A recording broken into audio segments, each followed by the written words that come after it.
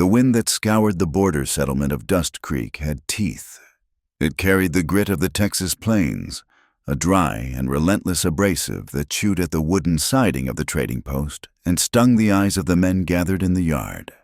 It was late in the 1870s, a time when the frontier was bleeding out its last wild breath, and the sun hammered down on the trampled earth with a malice that turned the sky a bleached, blinding white. Anna Reed stood on a rough platform constructed of raw pine planks, her wrists crossed and bound tight with rawhide. The leather bit into her skin, hot and unyielding, but the pain was distant, muffled by a suffocating blanket of terror and rage. She was 24 years old, though the last month had aged her spirit by a decade. She stood with her spine rigid, refusing to slump, refusing to let the tears that burned the backs of her eyes spill over. To cry here, in front of these men, would be a final surrender she could not afford. Her mind, frantic and sharp, flickered through the series of misfortunes that had led her to this wooden stage. She thought of the failing farm in East Texas. The silence of the house after the influenza took her parents within a week of each other, and the desperation that had made her answer a notice in a newspaper for a housekeeper position near the border. She remembered the wagon ride, the supposed escorts who had smiled with too many teeth, and the sudden, sickening click of a lock sliding home on the wagon door. They were not employment agents, they were scavengers, men who trafficked in flesh and misery, dragging her miles from anything she knew to this God-forsaken outpost where the law was a whisper and money was the only scripture. She looked out at the faces in the yard. There were 20 or 30 of them, shifting their boots in the dust. Most were rough men, drifters with callous hands and eyes that had seen too much violence to care about one more injustice. Ranch hands with sunburned necks leaned against the hitching rails, chewing tobacco and spitting dark streams into the dirt. But it was the others who made Anna's stomach turn, the respectable ones. She saw the town sheriff, a man named Miller with a tin star pinned to a vest that strained against his gut. He was leaning against a post, whittling a stick, studiously looking everywhere except at Anna's face. And there was Mr. Calloway, the wealthy rancher who owned half the valley. He wore a fine linen suit that seemed impervious to the dust, and he stood with his thumbs hooked in his waistcoat, watching the proceedings with the detached assessment of a man buying a broodmare. Their cold indifference cut deeper than the rawhide. They knew. They all knew this was not a legal proceeding, yet they stood there, complicit in their silence, waiting to see what price a woman's life would fetch.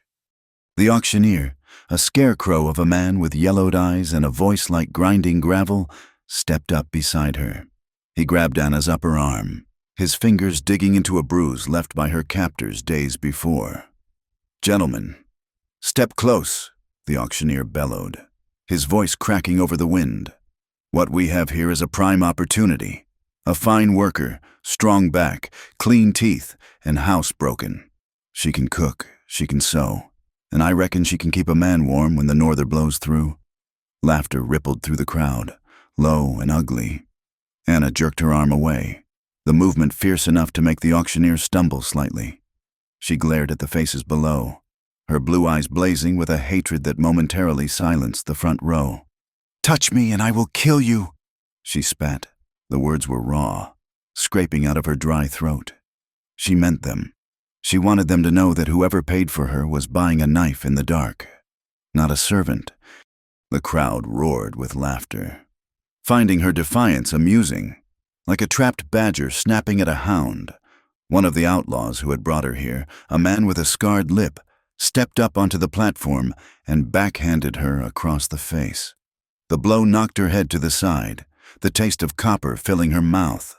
The world spun for a moment, gray and tilting, but she locked her knees and stood upright again, spitting blood onto the planks at his boots. She did not look down. She looked out, past the leering faces, past the horses tied at the rail, toward the edge of the yard where the open prairie began. There, standing separate from the white men, was a figure that seemed carved from the landscape itself. He was Comanche.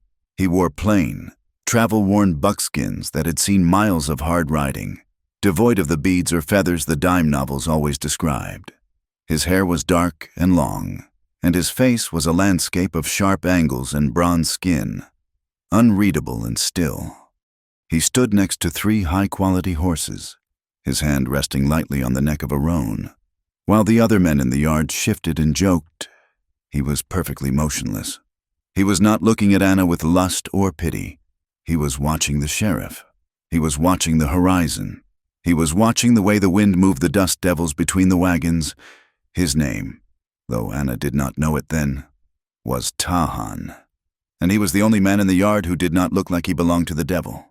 The auctioneer recovered his rhythm, ignoring the blood on Anna's lip. "Let us start the bidding at $10, he shouted. "Do I hear $10 for this fine woman?" The crowd hesitated. It was one thing to watch. It was another to buy. To buy a white woman in broad daylight, even on the frontier, carried a stigma that made the local men shuffle their feet. $5, a voice called out from the back. A drunkard swaying by the water trough. The auctioneer sneered. 5? That would not buy a saddle, let alone a wife. "Come now, gentlemen. $10, Calloway said softly. The crowd quieted. When Mr. Calloway spoke, men listened. He stepped forward, his polished boots crunching in the dirt. "I will take her off your hands."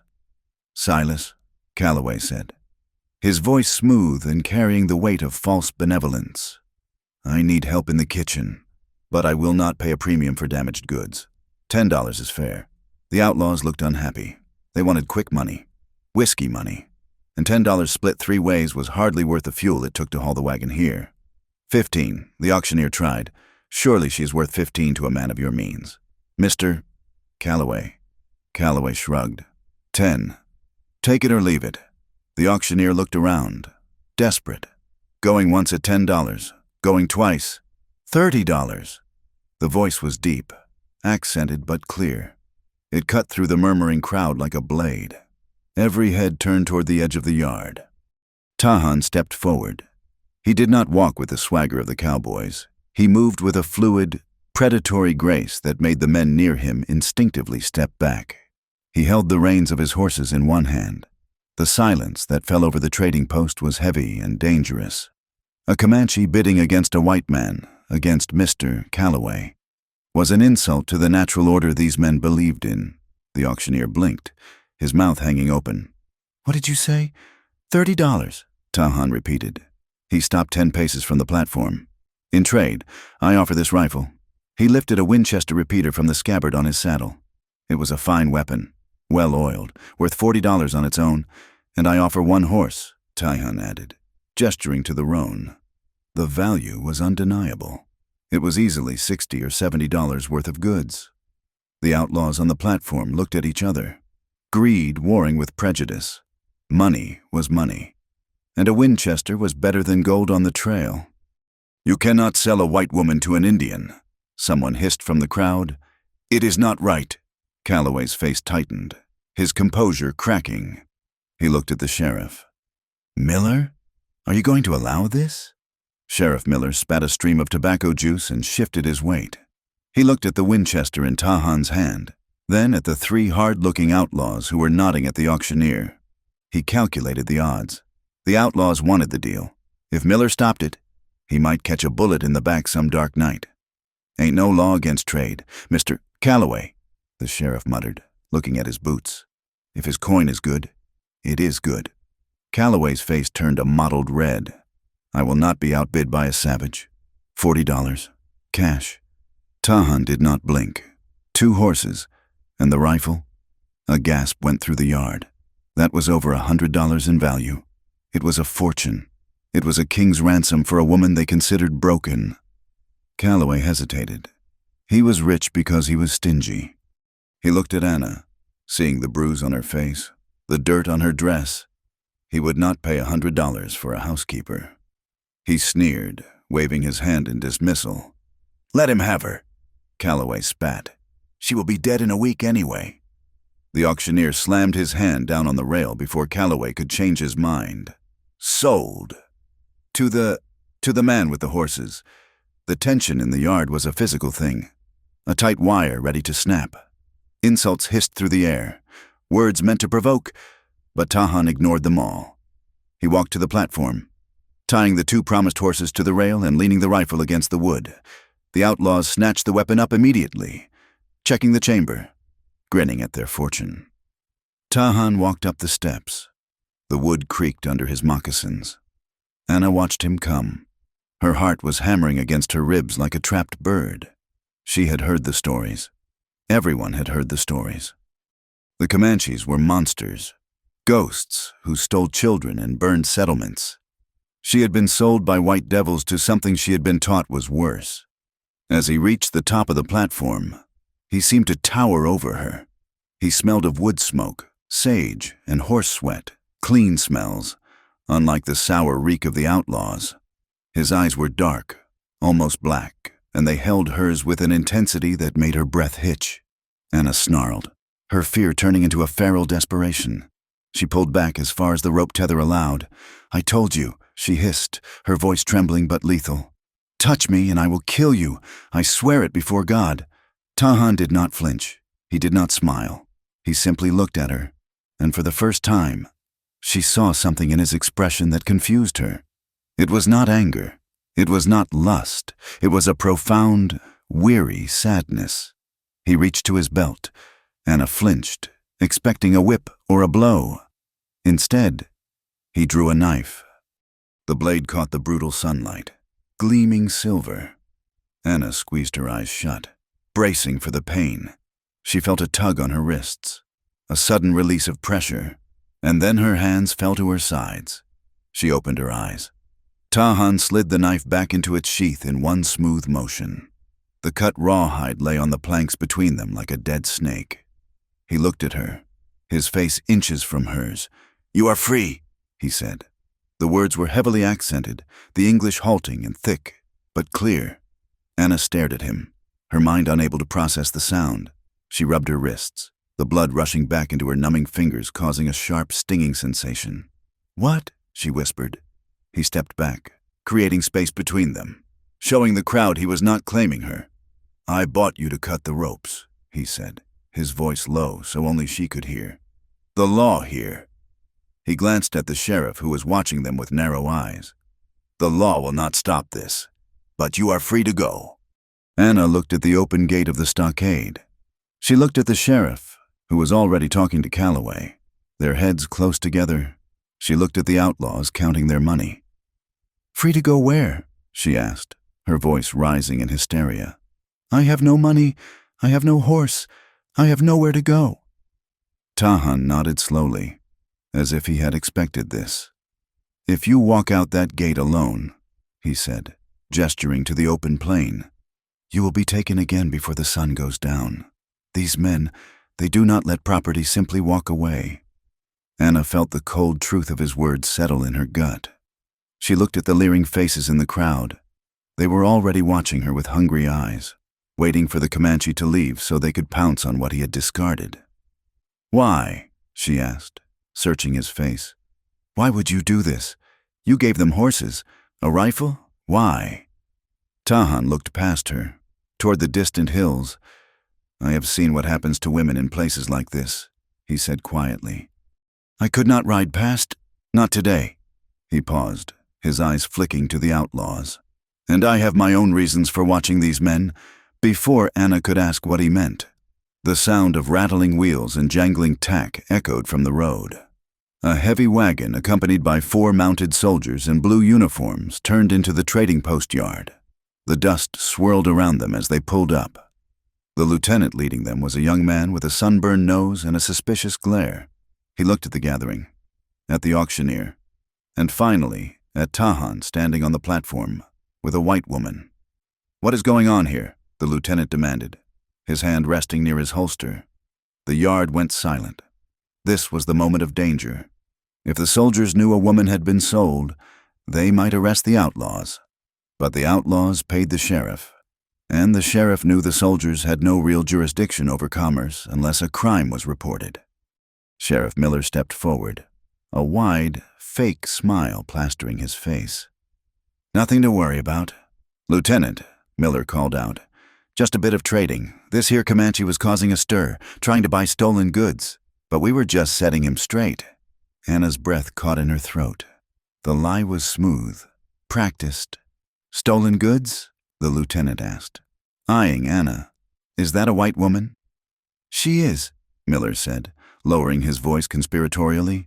A poor, clouded-mind girl. Wandered in here. We was trying to help her, but this buck here, he has been bothering her. We were just about to run him off. The lieutenant turned his horse toward the platform, his expression hardening into the ugly mask of prejudice Anna had seen on so many faces. Is that true, boy? The lieutenant shouted at Tahan. You bothering this woman? Tahan stood tall, his hands clearly visible at his sides. He did not speak. He knew that anything he said would be twisted. Anna looked at the sheriff. He was staring at her with a warning in his eyes, a promise that if she spoke the truth, she would pay for it later when the soldiers were gone. She looked at Calloway, who looked bored. She looked at the soldiers, who were looking at Tahan with hands on their revolvers, itching for an excuse. If she stayed, she was at their mercy. If she told the truth, the sheriff would deny it. The outlaws would back him, and she would be branded a liar or a lunatic. And Tahan would be arrested, or worse, for trying to save her. She looked at Tahan. He was looking at her, waiting. He had given up a fortune to cut her ropes. He had asked for nothing. Anna made her choice. It was a split-second fracture in her life, a line crossed that she could never uncross. She grabbed a woolen shawl that had been dropped on the platform railing and wrapped it around her shoulders. She stepped behind Tahan, moving into the shadow of his body, and raised her chin. He is not bothering me, Anna said, her voice loud and ringing across the yard. The lieutenant blinked. Excuse me, ma'am? He is my husband's friend. Anna lied, the words tasting like ash and iron. He came to fetch me. My husband is waiting at the creek. We are leaving. The silence that followed was absolute. A white woman claiming protection from a Comanche. It was unheard of. It was scandalous. One of the soldiers behind the lieutenant muttered. A husband's friend? Likely story. We know what it means when a woman rides with a savage. The implication hung in the air, heavy and gross. Anna felt the heat rise in her cheeks, shame burning her, but she did not look down. She stared at the lieutenant, challenging him. Are you going to stop a woman from returning to her husband? She asked. The lieutenant scowled. He looked from the sheriff to Anna. He did not like it, but he did not have cause to stop them if she was going willingly. And he did not want to fill out the paperwork for a dispute he did not understand. Fine, the lieutenant spat. But you best be moving on. We do not want trouble here. Tahan seized the moment. He bowed his head slightly to the officer, a gesture of mock respect that hid his eyes.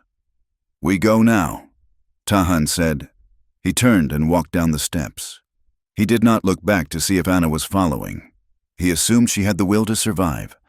Anna hurried after him, her legs shaking so badly she feared she would collapse. She felt the eyes of every man in the yard on her back, the burning glare of the sheriff, the confused anger of the soldiers, the cold calculation of Calloway. Tahan led her to the remaining pony, a sturdy pinto mare. He did not offer to help her up. He simply held the bridle steady. Anna grasped the pommel and hauled herself into the saddle, her skirts bunching around her legs. Tahan mounted his own horse in a fluid motion, kicking it into a trot immediately. They rode out of the trading post gate, past the soldiers who watched them with hands hovering near their guns. As they cleared the edge of the settlement, the wind hit them fully, carrying the scent of dry grass and coming rain. Anna risked a glance backward.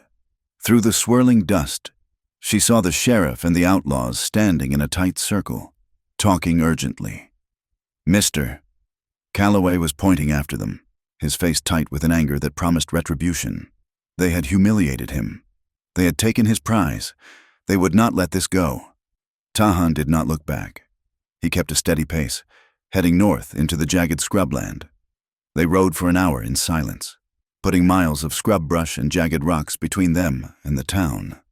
The land here was harsh, a broken tapestry of mesas and arroyos. Finally, when the town was just a smudge of smoke against the horizon, Anna could not take the silence anymore. Where are you taking me? She demanded. Her voice was thin, snatched away by the wind. Tahan slowed his horse, allowing her to pull alongside. He looked at her, his expression unreadable. "There is a mission near the reservation line," he said. "2 days' ride. There is a priest there, and a trader I trust. They will take you in. If the white folks there will take you in," he added, a dark note in his voice. Anna gripped the reins, her knuckles white. She looked at the knife at his belt. "I meant what I said back there," she said, her voice trembling. "If you touch me, if you try anything, I will kill you." Tahan looked at her hands, shaking on the reins. He looked at the bruise on her cheek. He saw the terror that she was trying so hard to wrap in armor. "I have no wish to own your body, Anna," he said quietly. It was the first time he had used her name. She had not told him what it was. He must have heard the auctioneer say it, or perhaps the outlaws. "If your hands ever reach for a knife," he continued, his eyes scanning the horizon again, "it will be because someone else is trying to hurt you, not me." He spurred his horse forward, putting a few feet of distance between them again. Anna watched his straight back, the way he moved in rhythm with the animal. His steady restraint was terrifying in its own way. She was used to men who shouted, who grabbed, who took. This quiet competence, this refusal to rise to her threats, left her unsettled. But as the sun began to dip low, painting the vast, empty sky in shades of bruised purple and blood red, she felt a strange, foreign sensation in her chest. It was relief. She was alone in the wild with a Comanche warrior, hunted by men who wanted to sell her, with nothing but lies and a stolen shawl to protect her. And yet, for the first time in months, the ropes were gone. Dawn broke over the Texas plains not with a gentle light but with a hard, gray revelation of distance. The sun pushed itself up from the flat horizon, illuminating a world that seemed to have no end and no beginning. It was a sea of dry grass, yellow and brittle, broken only by the skeletal shapes of mesquite bushes and the sharp, threatening spikes of yucca that stood like sentinels in the half-light. Anna Reed rode behind Tahan on the pinto mare, her body aching with a bone-deep fatigue that made every step of the horse rattle her teeth. The wind that had howled through the night had not died down. Instead, it had sharpened, cutting through the thin cotton of her dress as if the fabric were nothing more than a cobweb. She wrapped the stolen shawl tighter around her shoulders, shivering not just from the cold, but from the terrifying realization of her own smallness.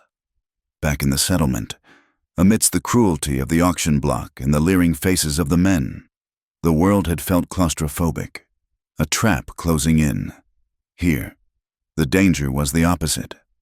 The vastness of the land made her feel exposed, a singular, fragile speck on a map drawn by a careless hand. There were no walls here, no doors to lock, just the endless rolling earth and the sky that arched above them. Indifferent to whether they lived or died, they rode in silence for hours. Tahan kept his horse at a steady walk, his eyes constantly scanning the horizon, the ground, the distant ridges. He rode with a loose, easy posture that spoke of a lifetime in the saddle, his body absorbing the movement of the animal beneath him. Anna, by contrast, was stiff with tension, her knuckles white where she gripped the pommel, her eyes darting at every shadow that moved in the brush. Mid-morning brought them to a shallow, muddy creek that cut a jagged scar through the dust. The water was low, sluggish and brown, but it was water. Tahan signaled for them to stop. "We water the horses here," he said, swinging down from his mount before the animal had fully halted. Anna slid from the pinto, her legs buckling as her feet hit the ground. She caught herself against the horse's flank, waiting for the dizziness to pass. Tahan did not offer a hand. He was already busy, stripping the gear from the horses and leading them to the water's edge. While the animals drank, Tahan moved to a deeper pool further downstream. With a speed that made Anna blink, he produced a line and hook from his saddlebag.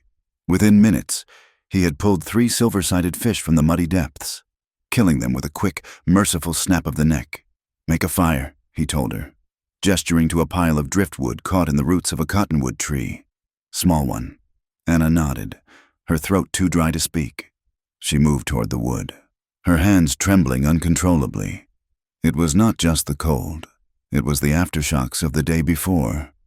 Every time she closed her eyes, she saw the auctioneer's yellow teeth, felt the rough hands of the outlaws shoving her into the wagon, heard the laughter of the crowd when she had threatened to kill them. She gathered dry twigs and branches, her fingers clumsy. She dropped the wood twice. She felt useless, a burden. She had been raised on a farm. She knew how to build a fire, but her mind was fractured, her confidence shattered by the reality that she had been sold like a mule. When she finally got a small flame catching in the dry grass and twigs, Tahan was already there, skewering the fish on green sticks. He settled near the fire, not too close, always maintaining that careful, deliberate distance.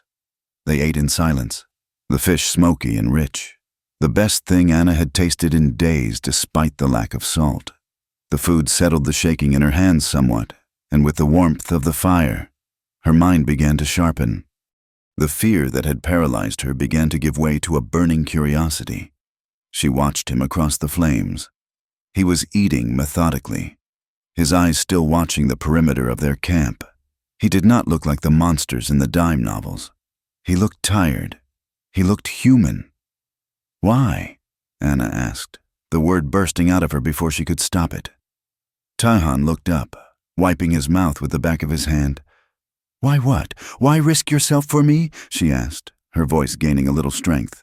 "You gave up horses, a rifle, a fortune, and now you have the law chasing you, and those men, they will not stop. Why would you do that for a stranger, especially a white woman?" Tahan stared at the fire, his expression guarding his thoughts like a fortress wall. He picked up a stick and poked at the embers.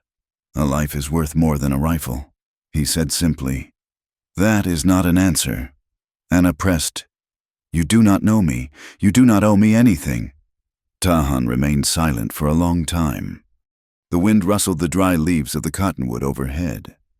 "I have seen the trading posts before," he said finally, his voice low. "I know what happens to women who go with men like Calloway. It is a slow death, a spirit death. I could not watch it happen again." He looked at her then, and she saw a flash of something old and painful in his eyes. "And why are you alone?" Anna asked, emboldened by his response. "Where are your people? Do you not have a family? A wife?" The mask slammed back down over his face. The openness vanished. "I have no living wife," Tahan said, the words hard and final. He stood up, kicking dirt over the small fire to extinguish it. "The world between the white man and the Comanche grows smaller every year." "Anna," he said, looking at the horses, "there is little room left for families, or for peace. We ride now." He turned away, ending the conversation, but the phrase stuck in Anna's mind. No living wife. It implied a loss, a history that walked beside him just as her own ghosts walked beside her. They rode on as the sun climbed to its zenith. The heat became a physical weight, a hammer that beat down on the anvil of the plains. The wind died, and the air turned still and suffocating. Dust rose from the horses' hooves, coating Anna's throat, clogging her nose. Her lips cracked and bled. By early afternoon, Anna was swaying in the saddle, the landscape blurred into a wash of brown and gray.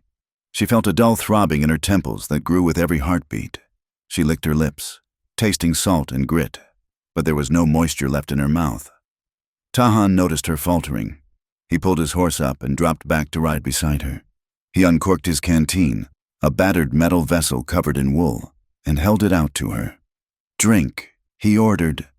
"I can wait," Anna rasped, though her eyes were glued to the canteen. "You need water too." "Drink," he repeated, his voice leaving no room for argument. She took it, the metal warm from the sun, and tilted it back. The water was lukewarm and tasted of tin, but it was glorious. She drank greedily, gulping down mouthfuls until Tahan gently took the canteen from her hands. "Slow," he warned, "or you will be sick." He took a small sip himself, barely wetting his lips, then corked the canteen and hung it back on his saddle. Then, to Anna's surprise, he swung his leg over his horse's neck and dropped to the ground. "Why are you walking?" she asked. "The horses are tired," Tahan said. Taking the reins of his mount and the lead rope of hers, "The heat is heavy. One less rider helps." He began to walk, his stride long and tireless, leading the horses through the scrub. Anna watched him from her perch on the pinto. He walked for hours. He did not complain. He did not ask her to take a turn walking. He simply bore the burden of the journey, his boots kicking up small puffs of dust, his back straight against the punishing sun. Anna touched the cool metal of the canteen hanging from his saddle as the pinto followed him. She had been taught that his kind were savages, devoid of mercy or honor. Yet here was a man who had bought her freedom and was now walking through hell so she could ride, giving her his water while his own lips were parched, the hard shell of her suspicion, built by years of fear-mongering and prejudice, began to show its first hairline cracks. The sun began to set, but it brought no relief. Instead of the cool blue of twilight, the sky turned a bruised, sickly yellow. The air grew heavy, static electricity prickling the hair on Anna's arms. Tahan stopped abruptly. He looked to the north, where a wall of darkness was rising from the horizon, swallowing the land. It looked like a mountain range moving across the plains, but it was boiling, churning. "Dust storm," Tahan said, his voice tight. He moved with urgent speed. He pulled Anna from the saddle, not waiting for her to climb down. "We must find cover," he said, "now." He led the horses into a shallow arroyo, a dry wash cut into the earth by forgotten rains. The banks were only shoulder high, but they offered the only shelter for miles. He forced the horses down, tying their reins to the thick roots of a mesquite bush, and hobbling their legs so they would not bolt. "Get down," Tahan commanded Anna, pushing her toward the undercut of the bank. The wall of dust hit them with the force of a physical blow. The light vanished instantly. The world became a roaring, brown void.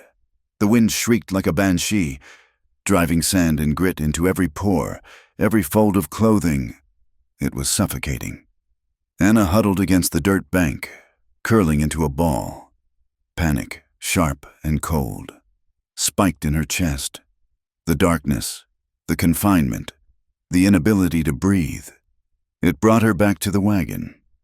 She was back in the lockbox, the air stale, the outlaws laughing outside, the walls closing in. She gasped, choking on the dust, her heart hammering so hard she thought it would burst. She began to thrash, clawing at the air, losing her orientation in the swirling brown chaos. "No!" she screamed, though the wind snatched the sound away. "Let me out." A heavy weight settled over her, Tahan's wool blanket. It created a small pocket of still air. Then she felt a presence beside her. Tahan was there, inches away, shielding her body with his own against the wind. "Breathe." "Anna," his voice came, close to her ear. "It is only wind. It is only earth. I cannot breathe," she sobbed, clutching at the blanket. "You can," he said steadily. "Listen to my voice." He began to speak, his voice a low rumble against the shrieking wind. He spoke in English at first, then slipped into Comanche, the rhythm of the words rising and falling like a chant. She did not understand the language, but the cadence was hypnotic, grounding. "I was a boy," Tahan said, switching back to English, keeping his mouth close to the blanket to filter the dust. "The storm came like this. The sky turned black. I was afraid the world was ending. My mother, she sat me under a buffalo robe. She told me the earth was just rearranging itself, that the wind was sweeping the house clean." He told her of other storms, of riding through hail that fell like stones, of the silence that comes after the snow. He built a wall of words against the panic, a lifeline that she clung to in the dark. His voice was the only solid thing in a dissolving world. Slowly, Anna's breathing hitched and steadied. The terror of the wagon receded, replaced by the reality of the arroyo, the smell of wool, the heat of the man beside her, the grit of sand between her teeth. She lay still, listening to him, letting his stories anchor her to the ground. The storm raged for hours, or perhaps minutes. Time had no meaning in the dark. When the wind finally died down, it left a ringing silence in its wake. Tahan threw the blanket back, The air was still thick with suspended dust, a hazy fog under the moon, but the violence had passed. They sat up, coughing, spitting out mud. Anna wiped her face, her skin raw. She looked at Tahan. He had been facing the wind to shield her. His hair was matted with gray dust, his clothes coated. His eyes were red-rimmed and streaming, irritated by the grit he had taken to protect her. "Your eyes," Anna whispered. She reached into her pocket and found a scrap of cloth she had torn from her petticoat earlier to use as a handkerchief. She poured a little of the precious water from the canteen onto it. "Here," she said, moving closer. "Let me—" Tahan hesitated, his body tense, but he did not pull away. Anna reached up, her hand shaking slightly, and gently wiped the mud from around his eyes. She cleaned the corners, her touch light. He sat perfectly still, his breathing shallow. For the first time, their faces were inches apart. She could see the dark flecks in his iris, the fine lines of fatigue around his mouth. She could feel the warmth of his breath on her wrist. A strange, tight pull ran between them, a sudden awareness of their bodies, of the solitude, of the intimacy of the act. It was not just gratitude, it was a spark, hot and alarming. Anna's hand lingered on his cheekbone for a second too long. Tahan's gaze dropped to her mouth, then snapped back to her eyes, wide and startled. They both pulled back at the same instant, as if burned. Tahan stood up abruptly, turning his back to check the horses. "We rest here," he said, his voice rougher than before. "We ride at first light." Anna sat back against the bank, clutching the damp cloth, her heart racing for a reason that had nothing to do with the storm. The next day brought them to a landscape of fractured stone. The plains gave way to a series of canyons and ridges, a labyrinth of red rock and scrub cedar.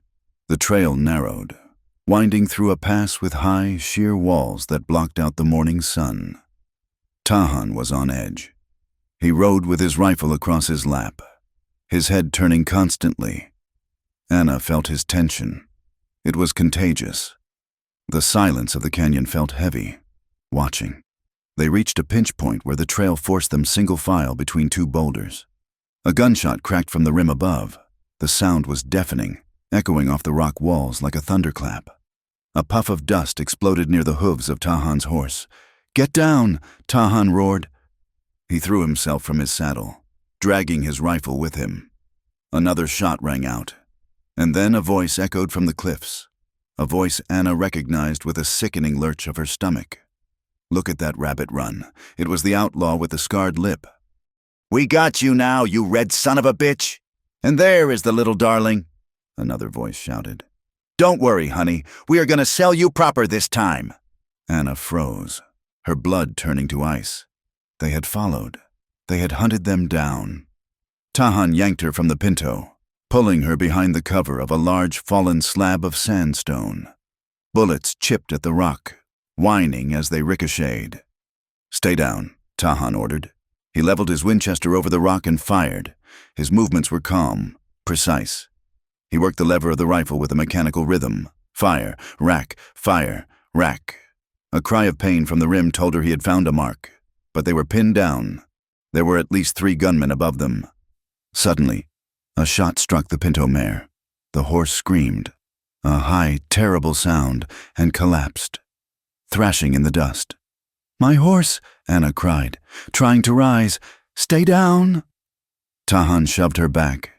He looked at the dead horse, then at the rim. His face was grim. They were losing their mobility. "Anna, listen to me," he said, his eyes locking on hers. "There is a cluster of rocks back the way we came. Big boulders. Run for them. I will cover you." "No," Anna said, terrified of leaving his side. "I cannot."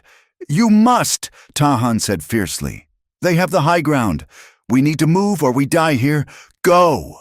He stood up, firing rapidly at the rim to suppress the shooters. Anna scrambled to her feet and ran. She ran blindly, her boots slipping on loose shale, her breath tearing at her lungs. Bullets kicked up dirt around her feet, buzzing like angry hornets. She dove behind the cluster of boulders Tahan had pointed out, scraping her knees raw. She curled up, gasping, waiting for Tahan to follow. But he was still at the first position, trading fire. Then, she heard the crunch of boots on gravel near her. She froze. One of the outlaws had come down the canyon wall behind them, flanking their position. She saw him emerge from the brush, a dirty, bearded man with a shotgun. He was grinning, his eyes fixed on Tahan's back. He did not see Anna hidden in the shadows of the boulders. He raised the shotgun. Anna's eyes darted to the ground. There, half buried in the sand where it had fallen from a saddlebag during the scramble, was an old Colt revolver. It must have been in the gear on the pack horse. She reached for it, her hand shaking so violently she could barely grip the handle. It was heavy, cold. She had fired a gun only a few times on the farm, shooting at snakes. The outlaw took a step closer to Tahan, his finger tightening on the trigger. "Hey!" Anna screamed. The man spun around, startled. He saw her. His grin widened. "Well now, look what we have." He lowered the shotgun toward her. Anna squeezed the trigger. The gun bucked in her hand, the recoil jarring her shoulder. The sound was incredibly loud, a flat boom that drowned out the world. The outlaw jerked backward as if kicked by a mule. A red bloom exploded on his chest. He looked down at it, confused, his mouth opening and closing silently. Then his knees folded, and he collapsed face first into the dirt at Anna's feet. The silence that followed was absolute. Anna stared at the body. The smell of sulfur and fresh blood hit her, thick and metallic. She looked at her hand. It was still holding the gun. Smoke curled lazily from the barrel. She began to tremble. A violent, full-body shake that started in her core and radiated out to her fingertips. The gun slipped from her hand and clattered onto the stones. She had killed a man. She had taken a life. Tahan was there a moment later. He had heard the close shot. He came around the boulder, his rifle ready, eyes wild. He saw the dead outlaw. He saw the smoking pistol. He saw Anna pressed against the rock, her eyes wide and vacant, staring at the corpse. He understood instantly. He did not congratulate her. He did not say good shot. He lowered his rifle and moved between her and the body, blocking her view. He reached into his pack and pulled out a blanket. He wrapped it around her shoulders, pulling it tight, cocooning her. "Anna," he said soft, "look at me." She looked up, her teeth chattering. I killed him." "You survived." Tahan corrected her. He guided her to sit with her back against a sun-warmed rock, away from the body. He knelt in front of her. His hand hovered near her shoulder, wanting to comfort her, but he stopped inches from the fabric. He remembered her threat. He remembered her trauma. He would not touch her without permission. "Breathe," he said again, just as he had in the storm. The other outlaws, seeing their flanker dead and facing Tahan's accurate fire, had retreated, their hoofbeats fading into the distance. But the victory felt like ashes. They left the canyon an hour later. Tahan salvaged the gear from the dead horse and loaded it onto his own mount. They walked, leading the single horse. Anna watched Tahan as they moved. The violence weighed on him. He was quieter than usual, his movements heavy. He scanned the horizon not just with alertness, but with a weary expectation of more pain. He looked like a man who was tired of war, tired of death, yet unable to escape either. That evening, they found a small spring hidden in a fold of the hills. It was a poor camp, exposed and cold, but they could go no further.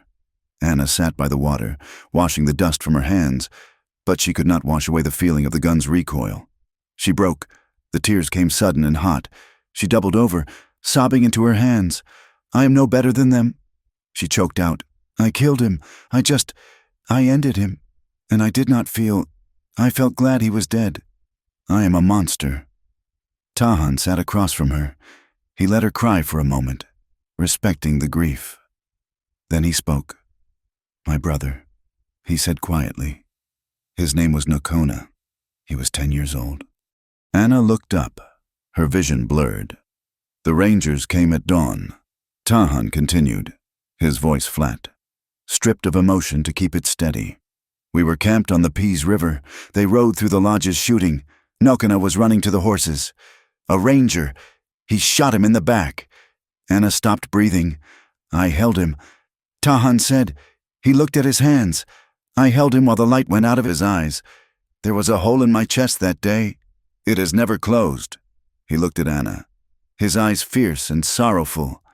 I killed the man who did it, and I have killed others since. To survive in this land, it means carrying heavy things inside you. It means doing things that stain your spirit. He leaned forward, his intensity burning through the twilight. But there is a difference, Anna. A difference between killing to save a life and killing because you enjoy the power. The men who took you, they like the power. You did what you had to do to live, to keep standing. Do not let the guilt eat you, he whispered. It will leave no room for anything else. His raw honesty, the unveiling of his own deepest wound, silenced her shame. She saw the grief he carried, a mirror to her own loss. He was not a stone statue. He was a man made of scars. That night, they lay on the hard ground, wrapped in their separate blankets, but close enough to hear each other breathe. The coyotes began to sing in the distance, a lonely, yipping chorus that rose to the stars. Anna lay awake, watching the silhouette of Tahan's back. She felt a new sensation unfurling in her chest, pushing aside the fear and the guilt. It was warmth, a confusing, aching warmth. She realized, with a start that made her heart skip, that she was no longer afraid of him. She was afraid for him. She was afraid of a world that wanted to crush him. And beneath that fear, there was a pull, stronger than the one in the storm, drawing her toward the man who carried a hole in his chest and had walked through fire to keep her safe. She closed her eyes, listening to the coyotes, and for the first time, she did not feel alone. The landscape began to soften as they rode north. The brutal, flat expanse of the high plains, which had seemed infinite and unforgiving for days, gradually gave way to the rolling hill country. The earth here was not merely dust and rock. It was broken by limestone ridges and valleys where sweet grass grew thick and green. Scattered oaks, twisted by the wind but stubborn in their growth, cast long shadows across the trail, and in the distance, blue ridges rose against the sky like the bruised spine of the world. Anna Reed rode behind Tahan, her body moving in a weary rhythm with the pinto mare she now rode. The horse having been swapped from their string, she was exhausted, her skin burned by the sun and coated in a layer of grit that felt permanent. Yet she found herself watching the back of Tahan's head, the way his dark hair moved in the breeze, with a familiarity that frightened her. In the silence of the journey, he had become her entire world, her protector, her provider, her only anchor. They crested a rise, and Tahan pulled his horse up. He pointed down into the valley below. There, he said. Below them, nestled in a bend of a shallow, glimmering river, lay a cluster of lodges. Thin ribbons of smoke curled up from the tops of the teepees, drifting lazily into the late afternoon air. It was a small encampment, perhaps 20 lodges in all, positioned carefully near the timberline for shelter and concealment. It was the edge of his people's territory, perilously close to the reservation line drawn by the government, a place where the old ways were trying to breathe in a world that was suffocating them. As they rode down the slope, the camp came alive. Dogs barked, a cacophony of yips and growls that announced their arrival. Anna felt a knot of anxiety tighten in her stomach. She was riding into the heart of the unknown, into a place her childhood stories had painted as a den of devils. Children stopped their play and ran to the edge of the camp to look. They stood in clusters, their dark eyes wide and unblinking, tracking the white woman riding behind one of their own. Anna tried to sit straighter, tried to look dignified, but she felt the weight of their stares like physical blows. They rode past women scraping hides stretched on wooden frames. The scraping stopped. The women straightened, wiping their hands on their aprons, their face setting into hard, impenetrable masks. They did not look at Tahan with joy. They looked at Anna with suspicion. She saw their eyes dart to her pale skin, her sun-bleached hair, the calico dress that marked her as an outsider, an enemy, a danger. Anna felt the judgment like prickers under her skin. She did not need to speak their language to understand the look. It was the same look the townspeople had given her, only reversed. To them, she was not a victim. She was a harbinger of doom. White women meant soldiers. Soldiers meant death. Tahan stopped his horse near the center of the camp. He dismounted and waited for Anna to do the same. When she slid to the ground, her legs stiff, she instinctively moved closer to him. He did not step away, but he did not touch her. An older woman emerged from one of the larger lodges. She walked with a stiff, proud gait, wrapped in a blanket despite the warmth of the afternoon. Her face was a map of deep lines, etched by sun and grief, and her eyes were sharp as obsidian. This was Tahan's aunt, the matriarch of his remaining family. Tahan bowed his head slightly in greeting. He spoke to her in their tongue, his voice low and respectful. The woman did not smile. She looked at Tahan, then she looked at Anna. Her gaze was withering. She spoke back sharply, her voice rising in a cadence of scolding. Anna caught the tone immediately. It was the sound of a mother berating a son for bringing a rattlesnake into the house. Anna stood frozen, clutching her shawl. She heard a word repeated twice. Tejanos, she knew that word. Texans, soldiers, Tahan replied, his voice calm but firm. He gestured to Anna, not as property, but as a person. He touched his own chest, then pointed to the horizon from which they had come. The aunt shook her head, spitting a phrase on the ground near Anna's boots. She turned and walked back toward her lodge, but not before casting one last, fearful glare at the white woman. Tahan turned to Anna. The weariness in his face had deepened. "She says I have brought a storm with me," he said quietly. Anna looked around the circle of lodges. "Is she right?" Tahan did not answer directly. He began to unsaddle the horses. "You will stay here," he said, gesturing to a lean-to structure built against the side of a storage rack, a few yards from his aunt's lodge. It was not inside. It was a shelter, but it was outside the circle of the family fire. It was a physical reminder that she was a guest, but not kin. Not yet. Perhaps never. That evening, Anna sat beneath the lean-to on a buffalo robe Tahan had brought her. She was given a wooden bowl of stew, meat and turnips, by a young girl who shoved it at her and ran away giggling nervously. The sun went down, and the camp transformed. Fires were lit, casting long, dancing shadows against the canvas of the lodges. The smell of wood smoke and roasting meat filled the air, rich and primal.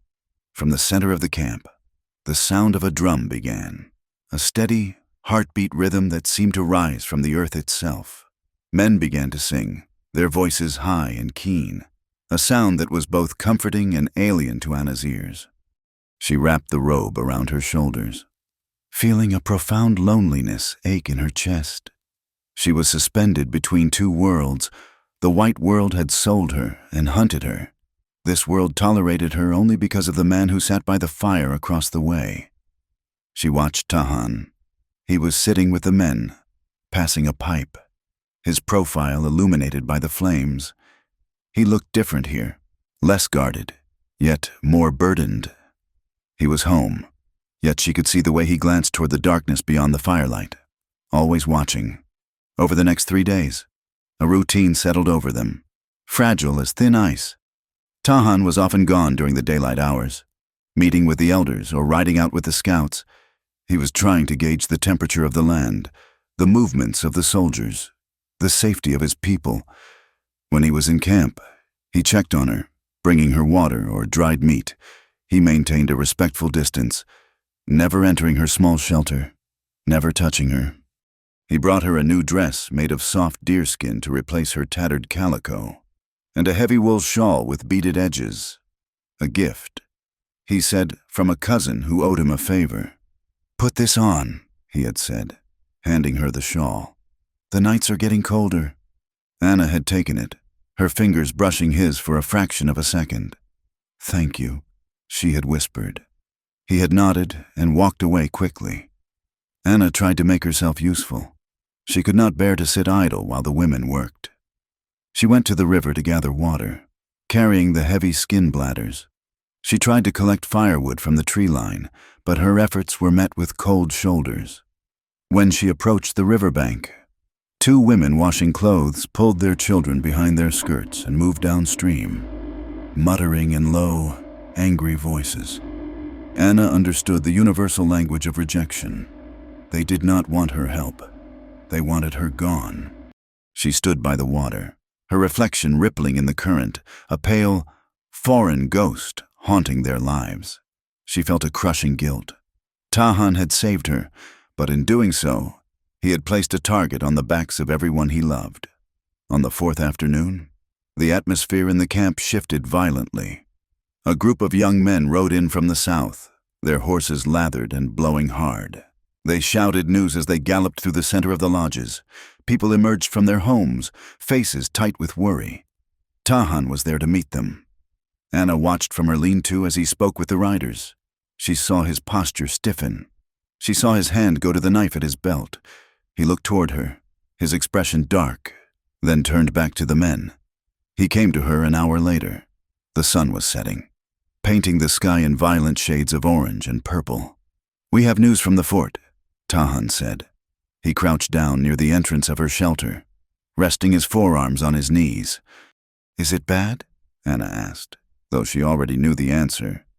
"The sheriff, Miller," Tahan said, spitting the name like a curse, "and the rancher, Calloway.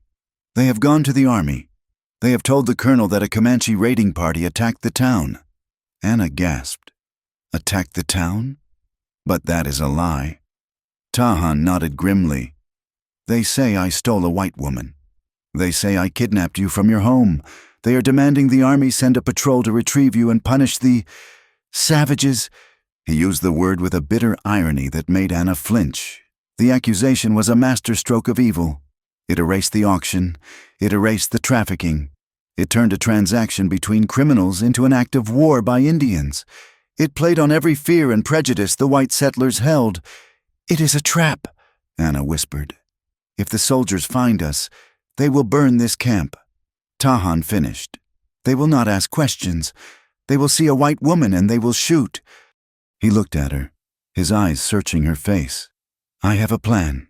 Anna, there is a mission. 2 days' ride east. A Spanish mission. There is a priest there, Father Montoya, and a trader I have done business with. They are good men." He paused, taking a breath. "I will take you there. The priest will give you sanctuary. He will write to the fort. He will witness that you are safe, that you came willingly. You can find work there.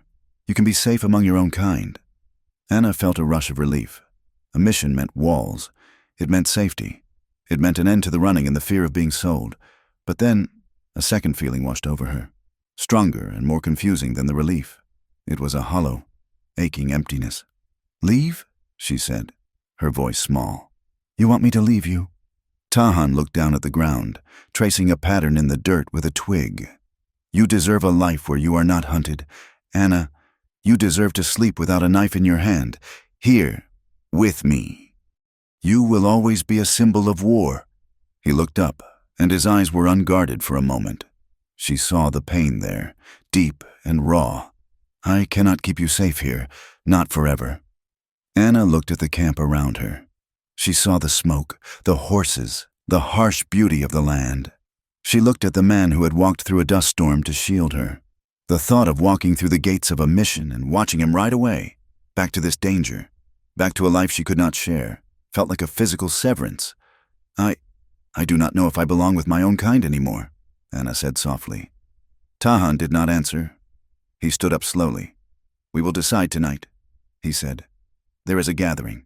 Some families are moving north, closer to the agency. We will eat, then we will talk." The gathering began at dusk.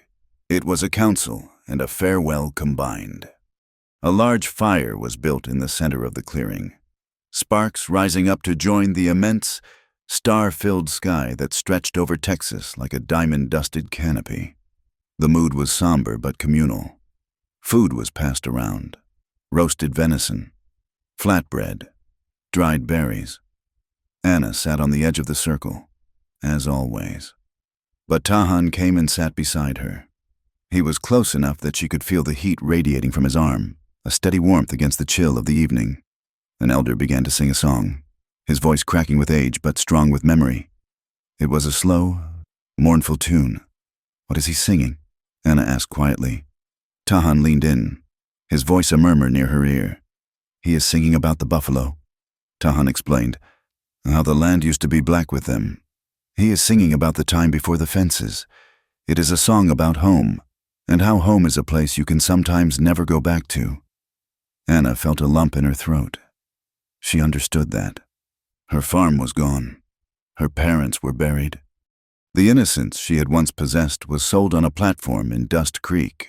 She, too, had a home she could never go back to. The singing changed tempo. A drum beat faster.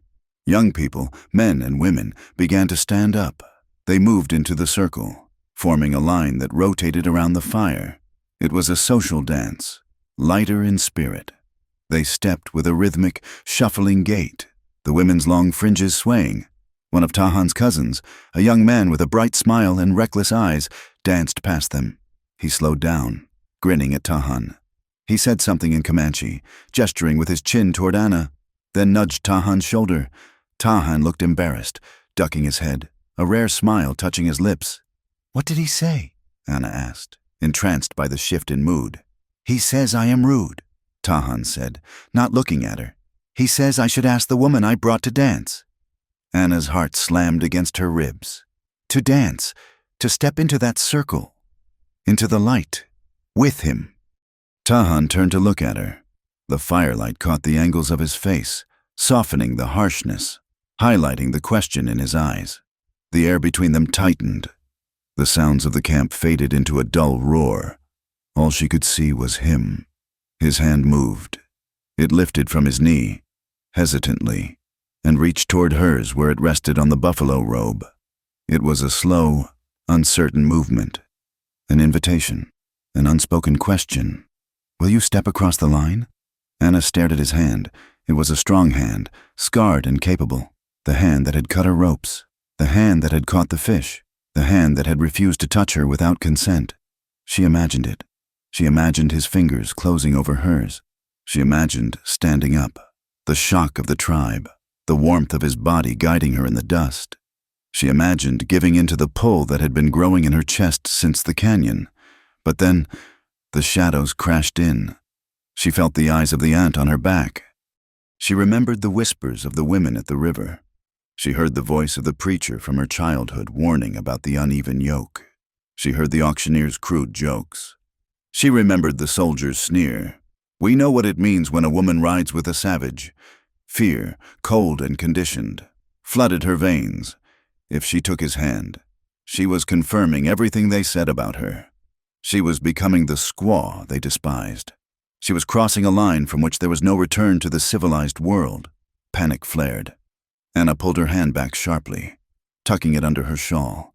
She shifted her body away from him, retreating into the darkness of the heavy wool. I cannot," she whispered, her voice trembling. The moment shattered. Tahan's hand froze in midair. He looked at her, and for a second, the hurt was naked on his face.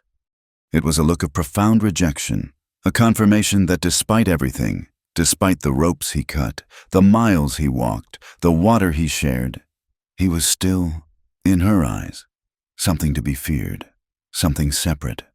The hurt flickered and vanished, replaced instantly by the stoic mask he wore for the world. He lowered his hand to the ground. He nodded, a small, resigned motion. "I understand," he said softly. He turned his attention back to the fire, picking up a stick to push a stray coal back into the flames. He did not look at her again. Anna sat there, her heart breaking. She wanted to reach out. She wanted to explain that it wasn't him. It was her. It was the fear. It was the weight of 24 years of being told who she was supposed to be. But the words stuck in her throat. She had wounded him. She had wounded the only man who had ever treated her with honor. "Excuse me," Anna mumbled. She scrambled up and fled to the darkness of her lean-to, away from the fire, away from the dance, away from the mistake she had just made. Later that night, The camp grew quiet. The fires burned down to embers. The singing stopped. Anna lay under her buffalo robe, shivering despite the warmth of the night.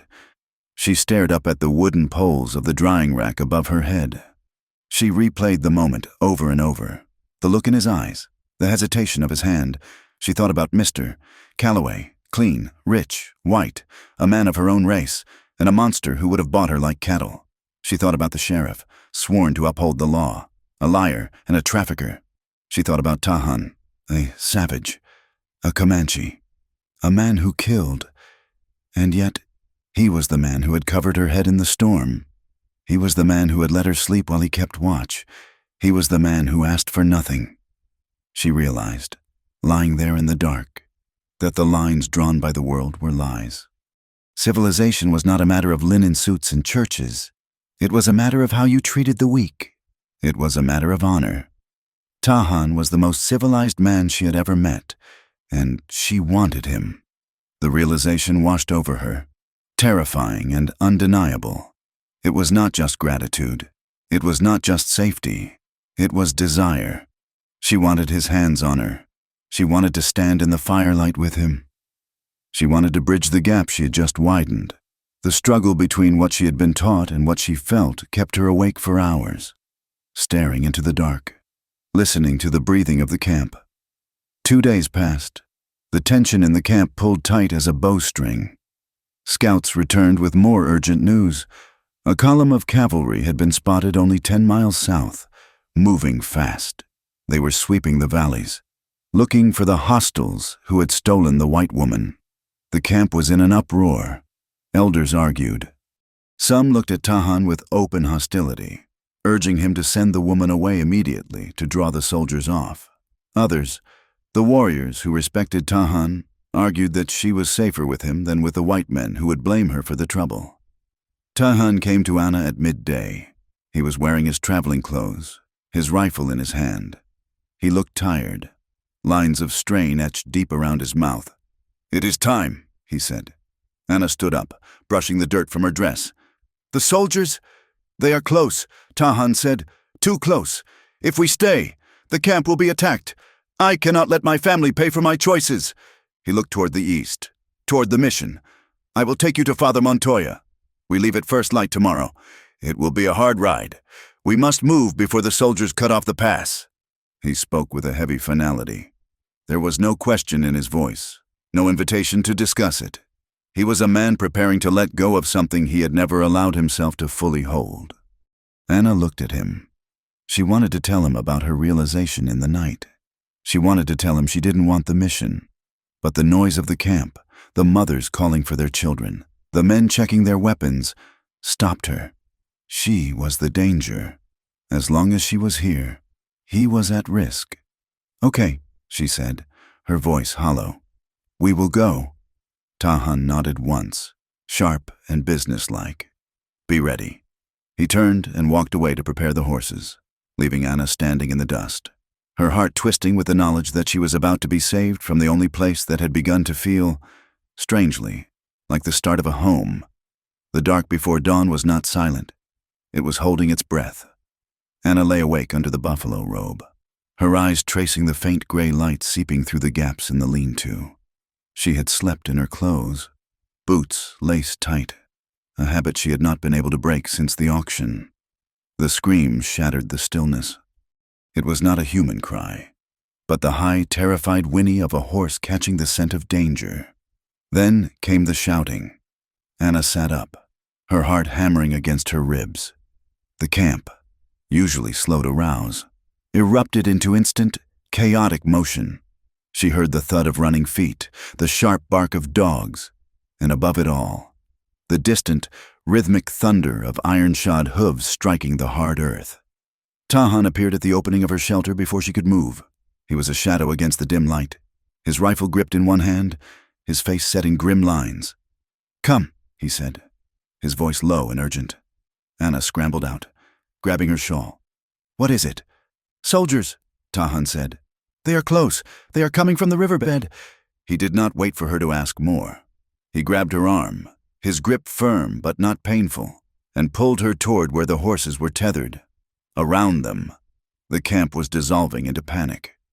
Anna saw a mother running with a baby clutched to her chest, her eyes wide and white with terror. She saw elders, men and women who had survived decades of war and displacement, hastily gathering small bundles of food and sacred items, their movements stiff with the memory of past massacres. The fear in the air was thick enough to taste.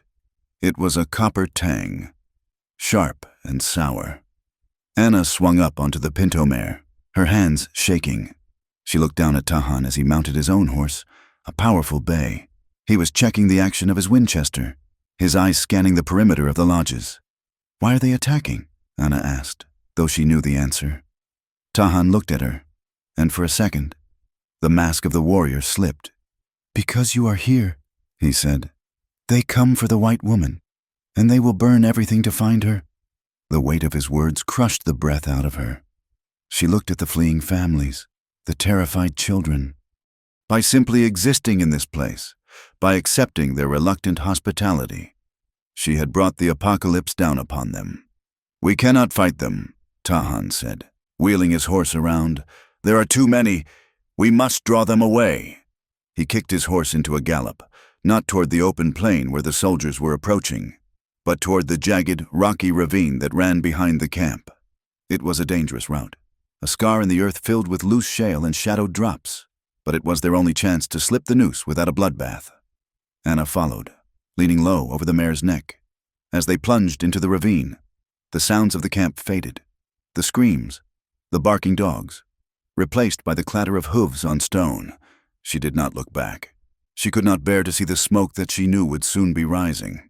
They rode hard for an hour, navigating the wash with reckless speed. The horses stumbled and scrambled, their breathing ragged, but Tahan pushed them on. He needed to put distance between them and the families. He needed the soldiers to find their tracks, not the tracks of the elders moving north.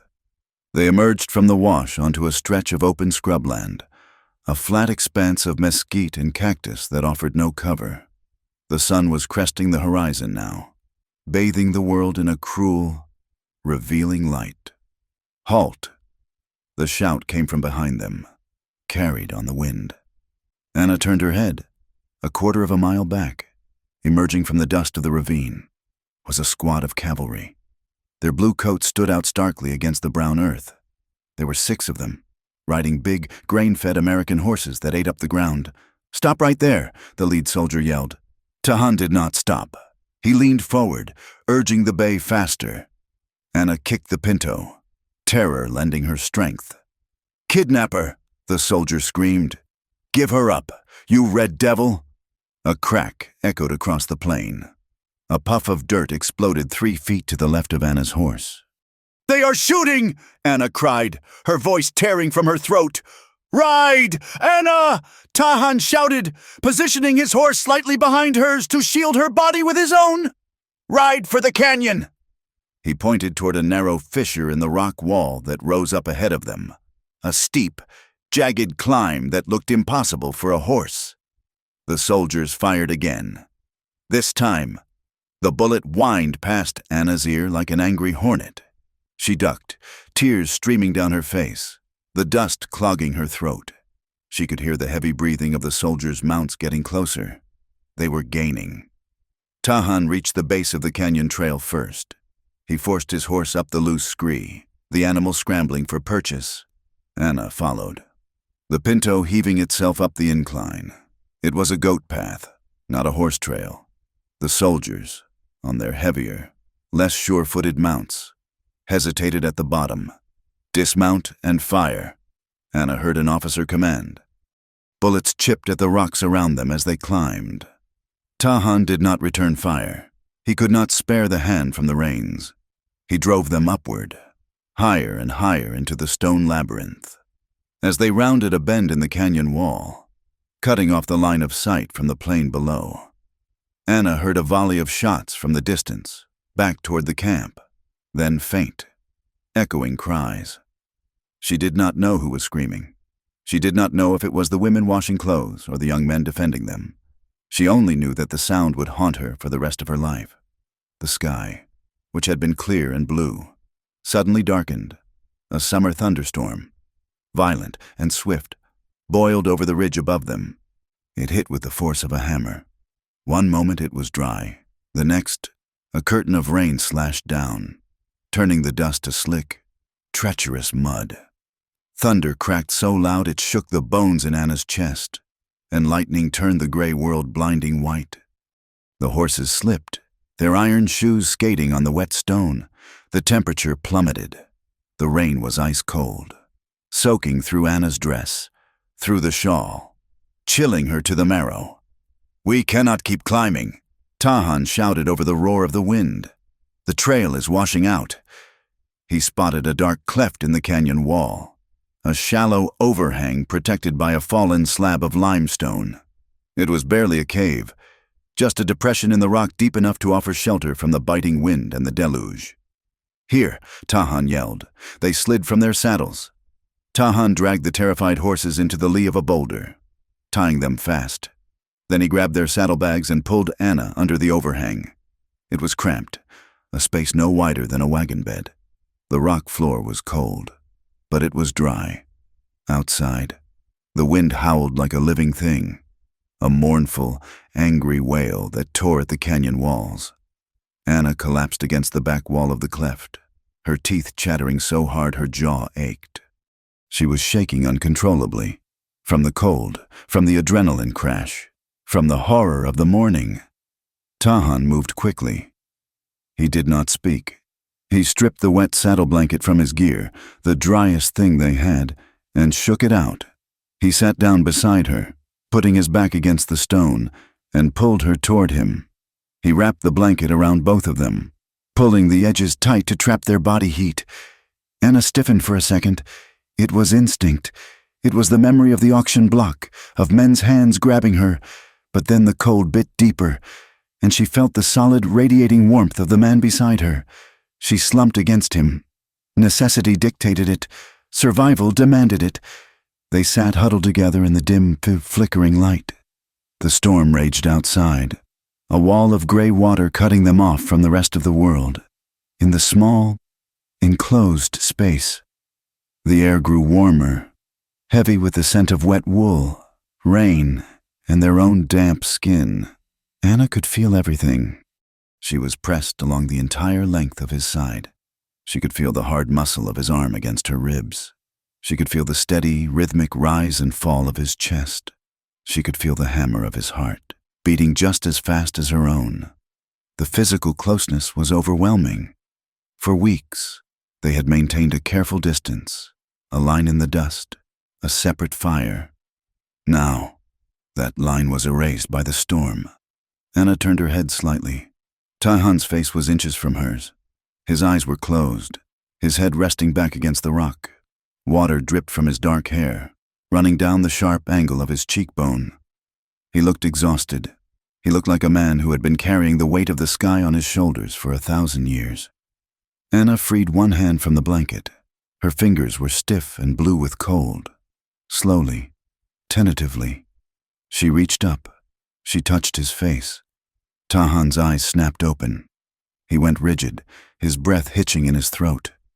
He did not pull away, but he did not move. He watched her with an intensity that made Anna's breath catch. Her fingers traced the line of his jaw, moving over the rough stubble until they found the thin, white scar that ran from his chin to his ear. It was an old wound. A memory of violence survived. "You keep saving me," she whispered. Her voice was barely audible over the wind. Tahan watched her, his dark eyes unreadable in the gloom. "I push you away," Anna said, her thumb brushing the scar. "I threaten you. I tell you I will kill you. And you keep standing between me and the bullets." "Why?" she asked. Tahan let out a long, ragged breath. The tension in his body did not ease. "Because a bird does not belong in a cage," he said softly. He turned his head slightly, pressing his cheek into her palm. The gesture was so small, so incredibly tender, that it broke something inside Anna's chest. "It is a war." "Anna," he murmured.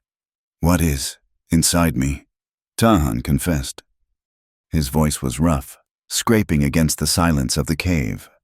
"Every time I look at you, Every time I see the sun on your hair, I want to touch you.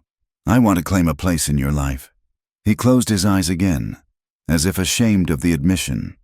"But I swore," he said fiercely. "I swore I would never be like them. The men who took you, the men who treat a woman like a horse to be broken. I swore I would never take what is not freely given, clearly given." He opened his eyes and looked at her, and the raw hunger there was terrifying and beautiful. "And I know you are afraid," he said. "I know what they did to your mind. I will not use your fear to get what I want." Anna looked at him. She saw the restraint that had defined their entire journey. It was not indifference. It was not lack of desire. It was love. It was a love so profound that it denied itself for her sake. He was giving her the one thing no other man had ever given her, the power to choose. The fire in her heart burned away the last of the cold. The fear of men, the fear of pain, the fear of judgment turned to ash. She moved her hand from his jaw to the back of his neck, her fingers tangling in his damp hair. "I do not want a protector anymore. Tahan," she said. The word hung in the air. "Want? I am tired of men deciding for me," she said, her voice gaining strength. "I am tired of being passed from hand to hand like a coin. I am tired of being saved." She leaned in closer, until her forehead rested against his. "I want a man," she whispered. "I want you." Tahan's hands came up to grip her arms, holding her steady. He searched her face, looking for any sign of hesitation, any flicker of the trauma that had haunted her for months. "Are you certain?" he asked, his voice shaking. He needed to know. He needed to be sure that this was not gratitude, not fear, not a desperate attempt to pay a debt. Anna looked deep into his eyes. She saw her own reflection there, not as a victim, but as a woman who had survived the fire and come out the other side. "I choose you," she said. It was a declaration. It was a reclaiming of her own soul. Tahan let out a sound that was half groan, half prayer. He closed the remaining distance between them. Their first kiss was not like the storms outside. It was slow. It was shaking. It was a question asked and answered in the silence of the breath. His lips were warm, tasting of rain and wood smoke. He kissed her with a reverence that made her tremble. His mouth gentle, testing, waiting for her to pull back. When she didn't, when she opened to him and pressed closer, the restraint broke. He pulled her into him, wrapping his arms around her with a desperation that told her how long he had been starving for this. Anna buried her hands in his coat, pulling him down, meeting his urgency with her own. The world outside fell away. The soldiers hunting them, the burning camp, the prejudice of the towns, the storm tearing at the mountains. It all ceased to exist. There was only the heat of the blanket, the rough stone at their backs, and the man who had waited for her to be free. They moved together with a mix of urgency and careful, deliberate slowness. Every touch was a question. "Is this all right? Is this yours to give?" And every response from Anna was a yes, a fierce, reclaiming yes. She felt the weight of his body, not as a threat, but as an anchor, for the first time in her life. Her body felt like her own, not because she was guarding it, but because she was sharing it. Tahan, the warrior who had killed men to save her, touched her as if she were made of glass, allowing himself a tenderness he thought the world had burned out of him years ago.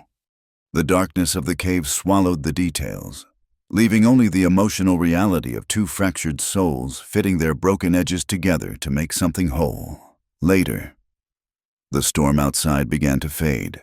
The thunder rumbled in the distance, moving east across the plains like a retreating army. They lay tangled under the blanket, limbs heavy and warm.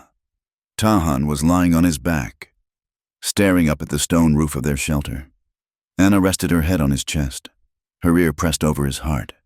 She could hear it beating, slow, steady, strong. She traced patterns on his buckskin shirt with her finger. She felt a profound sense of peace, a quiet that had nothing to do with the silence of the storm. It was the quiet of arrival. She knew the world would not understand this. If the lieutenant found them now, he would see only a captive woman and a savage. The women in the town would spit on her. The preacher would condemn her. But as she lay there, listening to the man she loved breathe, Anna knew that the laws of the world were wrong. The rightness of them, settled into her bones like a new, steady heartbeat. "What do we do now?" she asked softly, her voice vibrating against his ribs. Tahan tightened his arm around her. "We cannot go back to the camp," he said. "It is likely gone, or surrounded." He paused, the grief of that reality touching his voice. "And we cannot go to the fort? We are fugitives," Anna said, "in every world." "Yes," Tahan agreed. He shifted, looking down at her. He brushed a strand of hair from her forehead. "There is a town," he said, "far to the west, a mission town, but small. Nobody knows us there. The priest is old and blind to color. We will go there. We will try to find a place where the map ends." It was a desperate plan, a plan born of having no other options, but it was a direction. They waited until the rain stopped completely. The silence that returned to the canyon was heavy and wet. They dressed in the dim light, helping each other with buttons and ties, the intimacy of the act lingering. They packed the gear with efficient, silent movements. When they emerged from the overhang, the air was crisp and cold. The sun was trying to break through the breaking clouds, casting shafts of pale light onto the wet rocks. Tahan helped Anna onto the pinto. He checked the cinch, his hand resting on her knee for a moment. He looked up at her, and the look they shared was enough to burn down a city. It was a promise. "We are together. Let them come." They rode out of the canyon, cresting the ridge that looked back toward the valley where the camp had been. Anna gasped. In the distance, rising straight and black into the washed clean sky, was a column of smoke. It was thick and heavy, the smoke of burning lodges, of burning winter stores. Tahan stared at it. His jaw tightened until the muscle jumped. His face went hard as granite. He did not speak. He did not cry out. He simply watched the destruction of his home, the price his family had paid for his heart. He turned his horse away. The cost of their love was not abstract. It was ash in the air. They rode west, sticking to the high ground, moving fast. They were silent now, the joy of the cave tempered by the reality of the smoke. By midday, they reached a lonely hill that overlooked the trail to the west. The sky above was a hard, cold blue, indifferent to their struggle. As they rounded the base of the hill, a voice shouted out, "There!" Tahan pulled his horse up hard. Emerging from the brush on three sides were soldiers. It was a scouting party from the fort, 10 men, rifles leveled. They had predicted the route. They had been waiting. "Surrender!" the sergeant in charge screamed. "Hands in the air!" Anna's heart stopped. She looked at Tahan. He looked at the 10 rifles. He looked at her. He could fight. He could take 2 or 3 of them with him, but they would kill her in the crossfire. He slowly raised his hands. "Do not shoot," Tahan called out, his voice calm. "I surrender." The soldiers swarmed them. Rough hands grabbed Tahan, yanking him from his horse. He hit the ground hard, and 3 men were on him instantly, knees in his back, tying his hands with brutal efficiency. "No!" Anna screamed. She tried to slide down, to go to him. A soldier grabbed her arm, hauling her back. "We got you, miss. You are safe now." "I was safe with him," Anna shrieked, struggling against the man's grip. "Let him go." The lieutenant rode up. He was a young man with a thin mustache and eyes that held no pity. He looked down at Tahan, who was being hauled to his feet, blood trickling from a split lip where he had been struck. Then he looked at Anna. "He tried to save me," Anna pleaded, clinging to the arm of the soldier holding her. "He did not steal me. I went willingly. Please, you have to listen." The lieutenant sneered. He spat on the ground near Tahan's feet. "Willingly?" The lieutenant laughed. It was a cold, ugly sound. "You are hysterical, ma'am. Shock does strange things to a woman's mind." He looked at Tahan with disgust.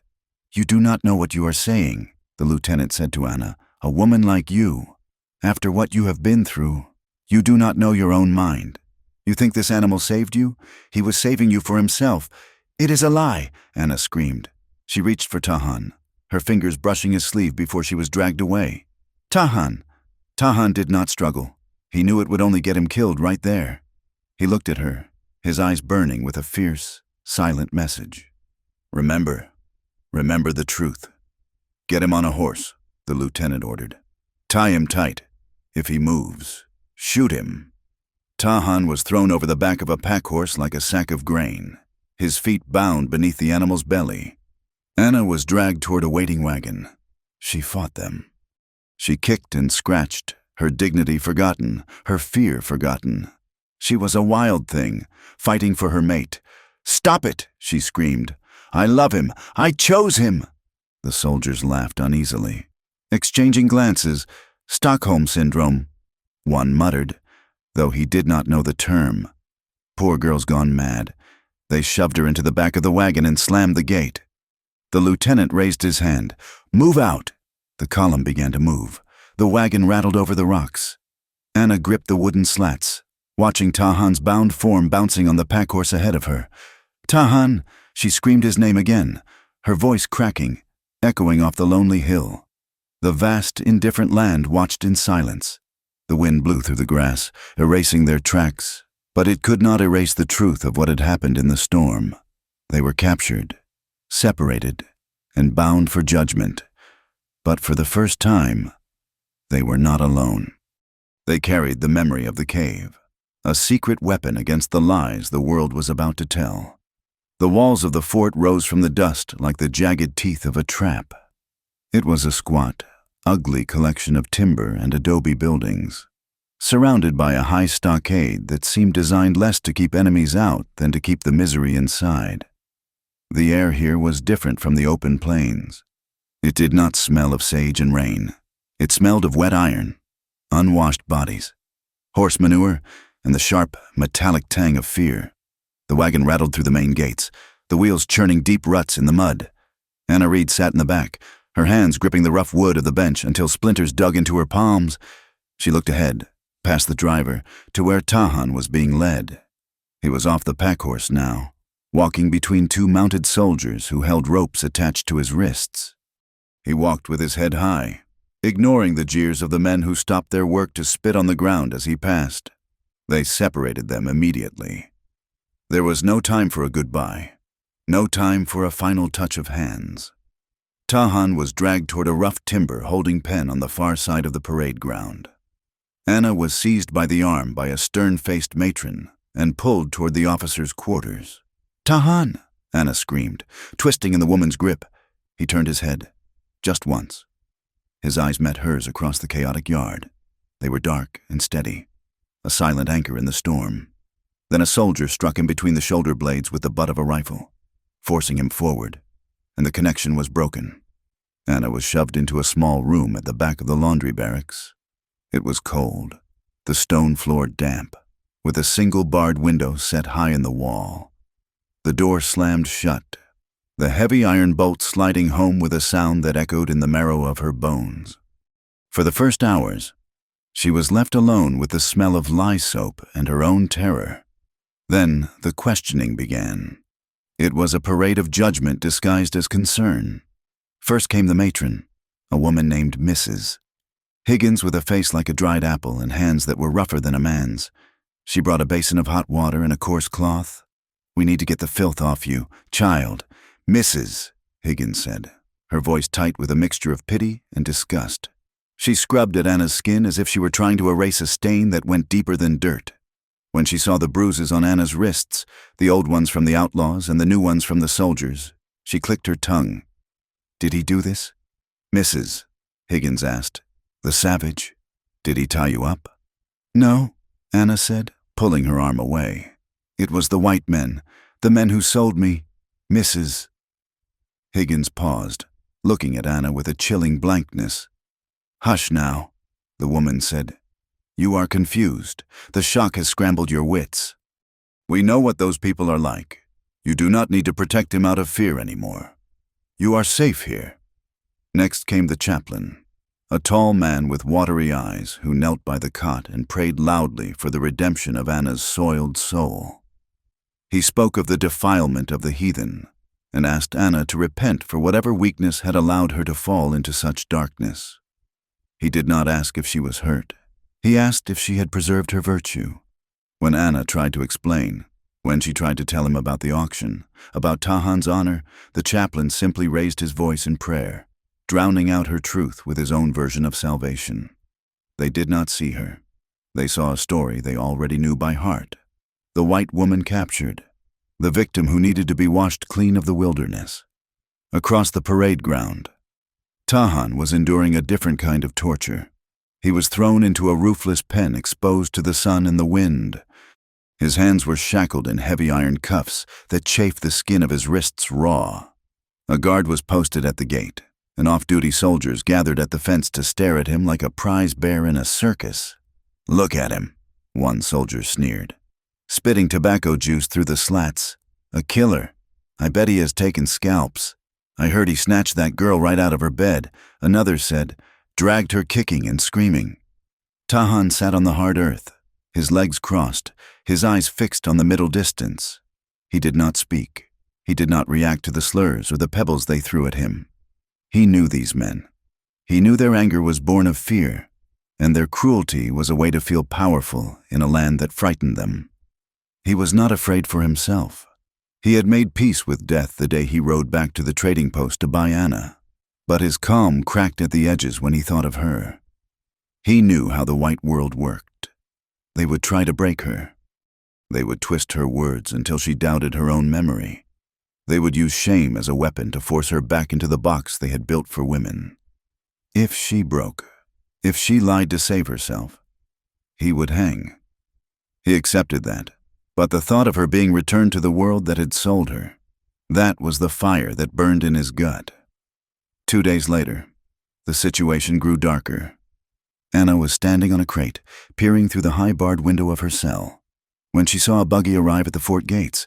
It was a fine carriage, covered in dust, but clearly belonging to a man of means. "Mr." Calloway stepped down. He was wearing a fresh suit, brushed and pressed. He adjusted his cuffs, looking every inch the respectable businessman behind him. Sheriff Miller climbed down from a horse, his tin star polished to a gleam, and with them were 2 of the outlaws, the nervous one named Jeb and the cruel one named Rance. They had shaved their beards and wore clean shirts. Anna felt the blood drain from her face. Her knees gave way, and she slipped down from the crate, huddling on the floor. They were here, the men who had treated her like cattle, the men who had laughed when she threatened to kill them. They had not fled. They had come to the law. Rage, hot and blinding, surged up in her throat, choking off the fear. They walked with such confidence. They walked as if they owned the earth. They had come to claim their property, and they had brought the law with them to do it. That evening, the whispers began to penetrate the walls of her room. The matron brought Anna a tray of food, cold beans and hardtack, and lingered in the doorway, her expression sour. "Your friends are here," the matron said, her lip curling. "Sheriff Miller, and that poor Mr. Calloway, they are heartbroken. Truly, they have given sworn statements to the colonel." "Statements?" Anna asked, her voice rasping. "About how that Indian attacked them," the matron said, nodding. "How he burst into the town like a devil and snatched you up?" "Mr. Calloway said he tried to stop him, tried to buy your freedom, but the savage threatened to slit your throat right there in the street." "It is a lie," Anna shouted, standing up. "It is a lie. Calloway bought me. He bid $10 for me." The matron stepped back, shaking her head. "Oh, you poor thing," she murmured. "He has twisted your mind completely. It is a mercy we got you back when we did. Another week and you would be past all saving." She slammed the door, leaving Anna alone with the suffocating weight of the falsehood. It was closing in on her, a net woven of lies and prejudice. If the army believed Calloway, and why would they not believe a wealthy white man over a confused woman and a Comanche? Then Tahan would be executed, and she would be handed back to Calloway's guardianship. She paced the small room, rubbing her arms. The shame began to creep in, insidious and cold. Maybe the matron was right. Maybe she was ruined. She had slept with a Comanche. She had loved him. In the eyes of this fort, she was a traitor to her race. The women outside whispered it. She could hear them passing the window. No decent woman would go with him willingly. She must be touched in the head. Damaged goods. The words dug into her old insecurities, the ones that told her she was poor, worthless, nothing but a farm girl with no family. It would be so easy to give in, to say, yes, he took me, I was a victim, I hated it.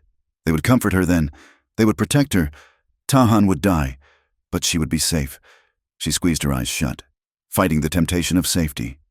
Late that night, a key turned in the lock. Anna shrank back against the wall, expecting the matron or perhaps Calloway himself. But the door opened to reveal a soldier she had not seen before. He was an older man, a sergeant with gray woven into his beard and eyes that were tired and kind. He carried a lantern and a small bundle of cloth. "Quiet now. Miss," he said, stepping inside and closing the door softly. "I am not here to hurt you." "Who are you?" Anna whispered. "Sergeant Graves," he said. He set the bundle on the cot. "I brought you some fresh bread, real bread, not that hardtack, and some cheese." Anna looked at the food, her stomach cramping with hunger, but she did not move. "Why?" Graves looked at her. Then he looked at the high window. "I served with the Scouts in the 60s, he said, his voice low. "I knew Tahan's father, and I know Tahan." Anna took a step forward. "You know him?" The sergeant nodded. "He is a good man, a hard man, but good. 5 years ago, before the wars got so bad, there was a raiding party coming down from the north, Kiowa. They were going to hit the settlement at Willow Creek. Tahan, he rode 2 horses to death to get there ahead of them. He warned the families. Saved 40 people that night." He paused, looking down at his hands. The Rangers, they did not care. They raided his camp a month later anyway. Killed his brother. But Tahan, he never turned into a monster. He kept his word. Graves looked up, meeting Anna's eyes. "I heard the sheriff's story, Miss Reed, and I heard Calloway. They are lying. I can smell it on them. But the colonel, he is a political man. He needs peace with the locals." He took a step closer. "They are going to hang him, miss, unless someone stands up and speaks the truth loud enough to shame the devil. Do not let them bury the truth under their lies." He turned and left as quickly as he had come, leaving Anna with the smell of fresh bread and a spark of fire in her chest that the shame had almost extinguished. The hearing was held the next morning in the fort's commissary, the largest room available.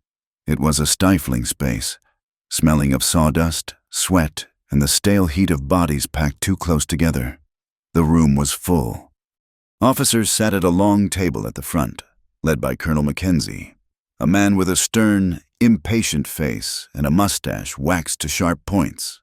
The benches behind him were filled with townspeople who had ridden in for the spectacle, along with soldiers and their wives. Tahan was brought in first. He was chained at the ankles and wrists.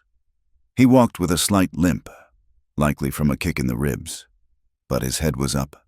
He scanned the room, his eyes dark and defiant, until they found the door. When Anna was led in, a hush fell over the room. She was wearing a plain gray dress the matron had forced her into, her hair pulled back in a severe bun. She felt naked under the hundreds of eyes. She felt the judgment rolling off them like heat waves. She saw Tahan. He did not smile, but his eyes softened. He nodded to her, a barely perceptible dip of his chin. Strength. She took her seat on a wooden stool to the left of the judges. To her right, sitting comfortably on a bench, were Miller, Calloway, and the 2 outlaws. Calloway nodded to her, a benevolent, sickly smile on his face. The proceedings began. Sheriff Miller was the first to testify. He stood up, hooking his thumbs in his gun belt, projecting the image of the weary, heroic lawman. "Colonel," he began, his voice booming, "we were just conducting peaceful business at the trading post. This boy here, this Comanche, he burst into the yard on a stolen horse. He was drunk, I reckon. He started waving a rifle around, threatening honest men. Miller pointed a thick finger at Tahan. He saw Miss Reed here. She was distressed, wandering. We were trying to help her, and he just snatched her up, grabbed her by the hair and dragged her onto his horse. I tried to stop him. Sir, I fired a shot, but I did not want to hit the girl. Calloway went next. He spoke with the polished cadence of a man used to being listened to. I offered to pay him, Colonel, Calloway said, shaking his head sadly. I offered him gold just to let the poor woman go. I have a daughter her age. I could not bear to see a white woman taken by, well, he glanced at Anna with pity. He threatened to kill her if we followed. We had no choice but to wait for the army. Then came the outlaws. Rance, the cruel one, smirked as he took the stand. She was fighting him. Rance lied, screaming for help. But then, well, you know how it is. After a few days in the wild, maybe she stopped fighting. Maybe she learned it was better to be quiet. He looked at Anna, his eyes undressing her. Or maybe she liked the rough stuff. A gasp went through the room. The matron fanned herself. The colonel frowned, tapping his pen on the table. Enough of that, the colonel said. The nervous outlaw, Jeb, was last. He looked pale. He kept wiping his sweaty hands on his trousers. He looked at the colonel, then at Calloway, then at his boots. Yes, sir, Jeb mumbled. Just like they said. He took her. The evidence seemed overwhelming. 4 white men, respected enough, all telling the same story. Tahan stood condemned. Miss Reed, the colonel said, turning his gaze to Anna. Please stand. Anna stood up. Her legs were trembling so violently she had to grip the back of the chair. The room spun slightly. She looked at the colonel. She looked at the crowd. She saw the sneers, the pity, the hunger for scandal. Tell us, the colonel said, his voice softer now. Did this man take you against your will? Anna opened her mouth. Her throat was dry as dust. If she said yes, it would all be over. She would be the victim. They would pity her. But they would accept her back, mostly. She would be safe. Tahan would die. But he was a warrior. He expected death. She looked at Calloway. He was watching her with hard, warning eyes. Be a good girl, his look said, and I will take care of you. Then she looked at Tahan. He was watching her too. There was no warning in his eyes, no demand, just a quiet, steady love. He was ready to die to keep her safe. Even now, he would not contradict her if she lied. She remembered the canyon. She remembered the storm. She remembered his hand hovering over her shoulder, refusing to touch her. She remembered the scar on his jaw, because a bird does not belong in a cage. The rage that had been simmering since the wagon ride flared up, turning into a white-hot clarity. She was not a victim. She was a survivor, and she would not let these men win. No, Anna said. The word was quiet. Speak up, Miss Reed, the colonel said. No, Anna shouted, her voice ringing off the rafters. She turned to face the crowd. She pointed a shaking finger at Calloway. He is lying. They are all lying. Murmurs erupted. The colonel banged his gavel. Silence. Let her speak. There was an auction, Anna said, her voice steadying, gaining power with every word. I was not wandering. I was taken by those 2 men. She pointed at Jeb and Rance. They locked me in a wagon. They brought me to the trading post to sell me. She looked at the sheriff, and he stood there and whittled a stick. He watched. He laughed. She turned back to the colonel. Mister, Calloway did not try to save me. He bid on me. He offered $10. He wanted a housekeeper he did not have to pay. She took a deep breath and looked at Tahan. This man, Tahan, he did not snatch me. He bought me. He gave everything he had, 3 horses and a rifle, to outbid them. And when the auctioneer said sold, he did not drag me away. He cut my ropes. She mimed the motion of the knife. He cut me loose and told me I was free. He told me to run. But I knew if I stayed, Calloway would just take me anyway. So I chose to go with him. She stepped out from behind the chair, standing alone in the center of the room. He never touched me, she said, her voice dropping to a fierce whisper that carried to every corner of the room. Not once, not until I asked him to. He saved my life in the storm. He saved me from the outlaws who hunted us down. He is the only honorable man in this room. The silence that followed was absolute. It was the silence of a world turning upside down. The white women in the audience stared in horror and confusion. A white woman defending a Comanche, preferring him to a wealthy rancher. It broke every rule they knew, but it also rang with the terrifying bell tone of truth. Sheriff Miller stood up, his face red. "She is hysterical. The Indian has bewitched her." "Sit down." "Sheriff," the colonel barked. The colonel turned his eyes to the nervous outlaw. "Jeb," he had seen the man flinch when Anna spoke about the wagon. "You," the colonel said, pointing at Jeb. "Stand up." Jeb stood, his knees knocking together. "You heard the lady," the colonel said, his voice like a glacier. "Did you transport her in a wagon? Was there an auction?" Jeb looked at Calloway. Calloway made a small, cutting motion with his hand. Jeb looked at Rance. Rance glared at him. Then Jeb looked at Tahan. Tahan was looking at him with the same stone-faced intensity he had shown in the canyon. Jeb stammered. "I never wanted to hang." "Sir, was there an auction?" the colonel roared. "Yes," Jeb cried out, cracking wide open. "Yes, sir, we sold her. Calloway bid 10. The Indian bid 30. It was just business. The sheriff said it was fine." The confession hit the room like a physical blow. The respectable facade of the town fathers shattered instantly. Sheriff Miller let out a roar of inarticulate fury. He realized the game was up. His career, his reputation, his freedom. It was all gone because of a nervous fool and a woman he had underestimated. "You lying little." Miller lunged, not at Jeb, but at Anna. He moved with the speed of a desperate animal. He wanted to hurt the thing that had destroyed him. "You squaw-loving whore!" Miller screamed, reaching for her throat.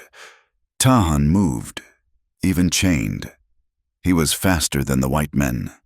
He threw himself against the railing of the prisoner box, shouting a war cry that froze the blood. The distraction worked. 2 soldiers tackled Miller before he could reach Anna, wrestling him to the ground. He thrashed and cursed, his mask of respectability completely gone, revealing the violent brute beneath. "Mister." Calloway did not move. He sat perfectly still on the bench, his face pale as milk, realizing that his money could not buy his way out of this room. The colonel stood up, his face furious. "Order," he bellowed. "Order in this court." The soldiers dragged Miller back to his seat, forcing him down. The room was buzzing like a kicked hive. The townspeople were shouting, arguing, pointing. The colonel looked at Anna, who stood unharmed but shaking, breathing hard. He looked at Tahan, who was straining against his chains, his eyes fixed on Anna with terrifying concern. The colonel took a deep breath. He realized this was no longer a simple case of kidnapping. This was a mess that involved local politics, federal law, and a scandal that would reach Washington if he wasn't careful. He needed time. "This hearing is adjourned," the colonel shouted, banging his gavel. "What about the verdict?" someone shouted. "Adjourned," the colonel repeated. "Take the prisoners back to the cells. Place the sheriff and Mr. Calloway under house arrest at the hotel. I want this room cleared." Anna looked at Tahan as the soldiers moved in to take him away. The relief in his eyes was palpable. She had done it. She had told the truth. But as she was led back to her room, surrounded by the confused and hostile stares of the crowd, she knew it wasn't over. She had humiliated powerful men. She had exposed the sheriff. She had cost Calloway his reputation. They were not safe. The law might be slow, but revenge was fast. The hearing had bought them time, but it had also painted a target on their backs. The humiliated predators would not forgive, and the fort walls that were supposed to protect them now felt like the walls of a killing jar. The days following the hearing were heavy with a suffocating heat, though the sun was hidden behind a haze of high, white dust. The fort, usually a place of rigid order and bugle calls, had become a tinderbox waiting for a spark. The testimony given by Anna Reed had cracked the foundation of the local hierarchy, and the tremors were felt in every barrack and saloon within 20 miles. The commanding officer, Colonel Mackenzie, paced his office, watching the parade ground through a dusty window. He was a man trapped between the rigid regulations of the army and the messy, violent reality of frontier politics. He had received telegrams from higher authorities urging him to keep the peace with the influential cattlemen. They did not care about the moral rot of a border town. They cared about beef contracts and quiet supply lines. Yet, the garrison was divided. Some soldiers, particularly the younger ones who spent their pay in the town's gambling halls, resented the idea of punishing a sheriff and a man like Mr. Calloway. To them, Tahan was still the enemy, a symbol of the wars that had killed their friends. But others, veterans like Sergeant Graves, who remembered the old code of the West, were disgusted by what they had learned. They walked past the sheriff's temporary quarters with hands near their holsters, spitting on the ground to show their contempt for men who trafficked in women. Sheriff Miller and Mr. Calloway were technically under house arrest at the officers' guest quarters, a comfortable adobe building near the gates. But the guard posted at their door was lax, often seen accepting cigars from Calloway or sharing a flask with Miller. In the evenings, loyal men from the town, ranch hands on Calloway's payroll and deputies who owed Miller their badges, lingered around the fort walls. They passed bottles of whiskey and dark looks, their whispers drifting over the stockade like smoke. They spoke of justice being served their way if the army lacked the stomach for a hanging. Anna was kept in her room, no longer a prisoner but not quite free. The threat of Calloway's retribution hung over her like a storm cloud. However, on the third day, Sergeant Graves arranged a small mercy. He escorted her across the yard to the stockade where Tahan was held. The visiting area was a narrow corridor separated from the cells by heavy iron bars. The air smelled of damp stone and unwashed wool. Tahan stood on the other side, his hands still manacled, but his face was clean, and his eyes were clear.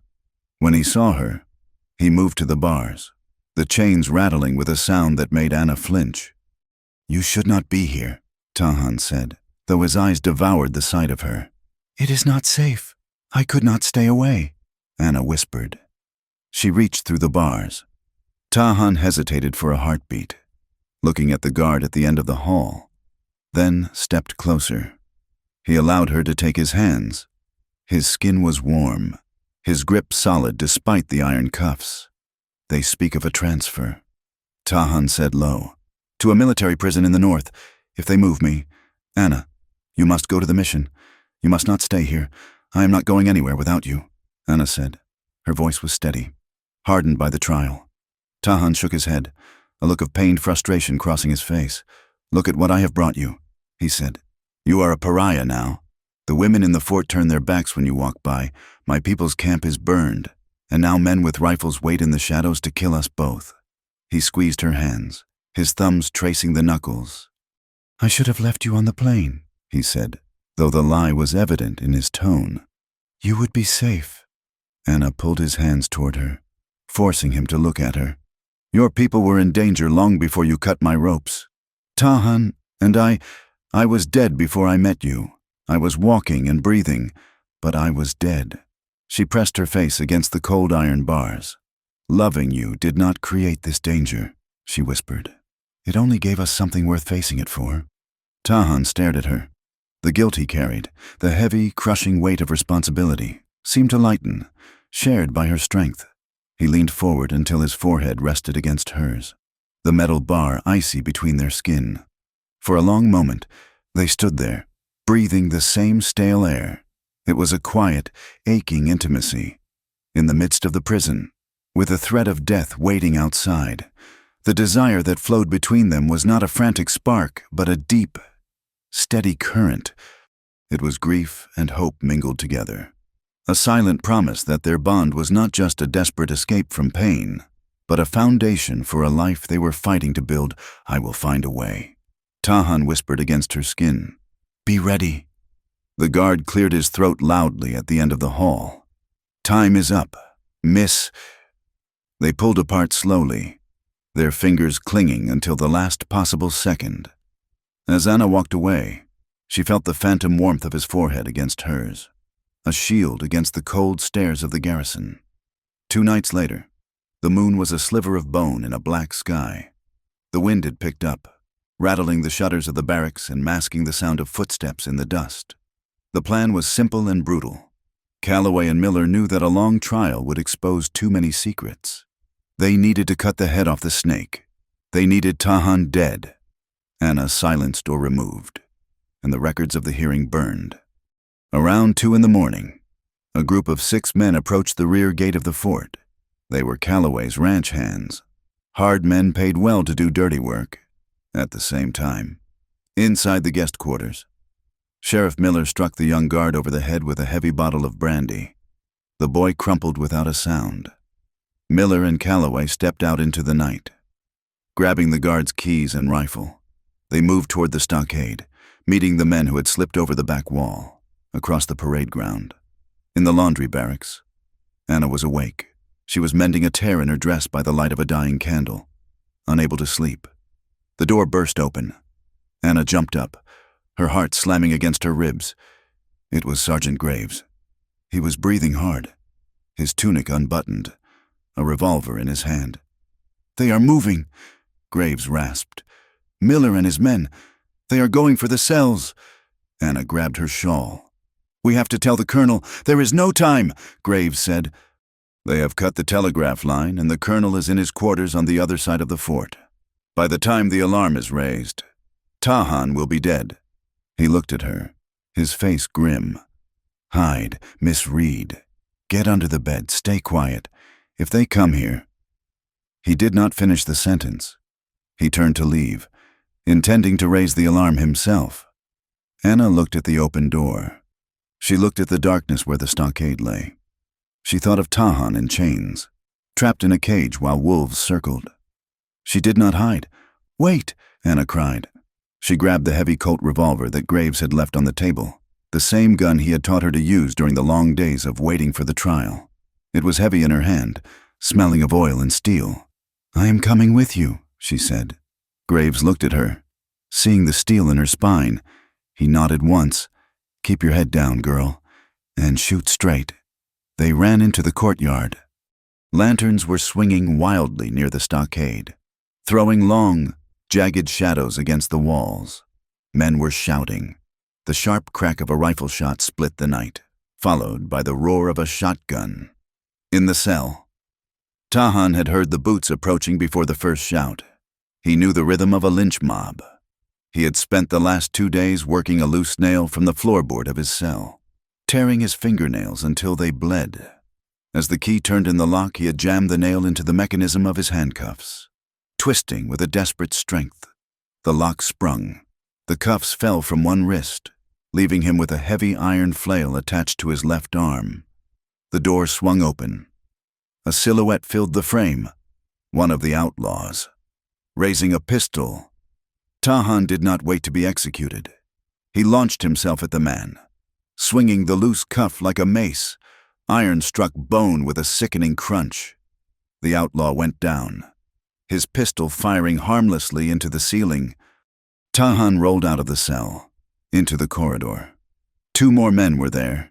He fought with the ferocity of a trapped panther, using his bare feet, his fists, and the swinging chain. Anna and Graves arrived at the edge of the stockade yard just as the fight spilled out into the open. "Tahan!" Anna screamed. He was grappling with 2 men in the dust. Sheriff Miller was standing 10 paces back, leveling a rifle at Tahan's chest, a look of pure hatred on his face. Miller pulled the trigger. Click! The rifle jammed, a miracle of poor maintenance. Miller cursed and racked the lever. Anna raised the Colt. She did not think. She did not hesitate. She remembered the canyon. She remembered the weight of the gun. She aimed not at Miller, who was moving, but at the man trying to bring a knife down on Tahan's neck. She fired. The recoil jerked her arm up. The bullet struck the attacker in the shoulder, spinning him around. He dropped the knife, screaming. The sound of the shot echoed across the fort, freezing the tableau for a split second. Tahan shoved the second man away and scrambled to his feet, swinging the chain to keep them back. He saw Anna standing in the darkness, smoke curling from the gun barrel. "Anna, get back!" Tahan roared. The fort was waking up now. Bugles began to sound. Soldiers were spilling out of the barracks, half-dressed, rifles in hand. Miller threw the jammed rifle down and drew his revolver. He looked at Tahan. Then he looked at Anna. He realized he could not kill the Comanche before the soldiers arrived, but he could take something else. He lunged for Anna. Graves tried to step in between, but a shot from Calloway, who was hiding near the wagons, clipped the sergeant in the leg. Graves went down. Miller grabbed Anna by her hair, dragging her backward. She screamed, thrashing, trying to bring the heavy Colt to bear, but he wrenched it from her hand. "I will kill her!" Miller screamed, backing toward the open gate. "Stay back or I will blow her head off." Tahan froze. The soldiers who had arrived froze. Miller had the white woman. He was using her as a shield, his arm wrapped tight around her neck, the gun pressed to her temple. "Get the horses," Miller shouted to Calloway. Calloway ran for the hitching post, mounting a horse and grabbing the reins of another. They were making for the rail spur, a mile east of the fort, where a night freight train was often stopped for water. Miller dragged Anna onto the horse with him, throwing her over the saddlebow like a sack. He kicked the horse into a gallop, tearing out of the gate and into the darkness. Tahan did not wait for orders. He grabbed a loose horse, one of the attackers' mounts, and swung up, ignoring the lack of a saddle. He kicked the beast into a run, pursuing them into the night. The chase was short and brutal. The tracks of the rail spur gleamed under the moonlight. The freight train was there, a massive dark beast hissing steam, its iron wheels towering over the scrub. It was just beginning to move, the slow chug, chug, chug of the engine vibrating through the ground. Miller and Calloway reached the tracks. Their plan was to jump the train and disappear into the vastness of the territory. Miller leaped from his horse, dragging Anna with him. He shoved her toward the open door of a boxcar. "Get in," he screamed. Anna fought him. She dug her heels into the ballast, clawing at his face. She knew if she got on that train, she would never be seen again. Tahan rode his horse straight at them. He leapt from the animal's back while it was still moving. Tackling Miller, they hit the gravel hard. Miller lost his grip on Anna. The gun flew from his hand. Tahan and Miller rolled in the dirt, striking at each other. Miller was big, fueled by whiskey and rage. Tahan was wounded, exhausted, but driven by a cold, lethal focus.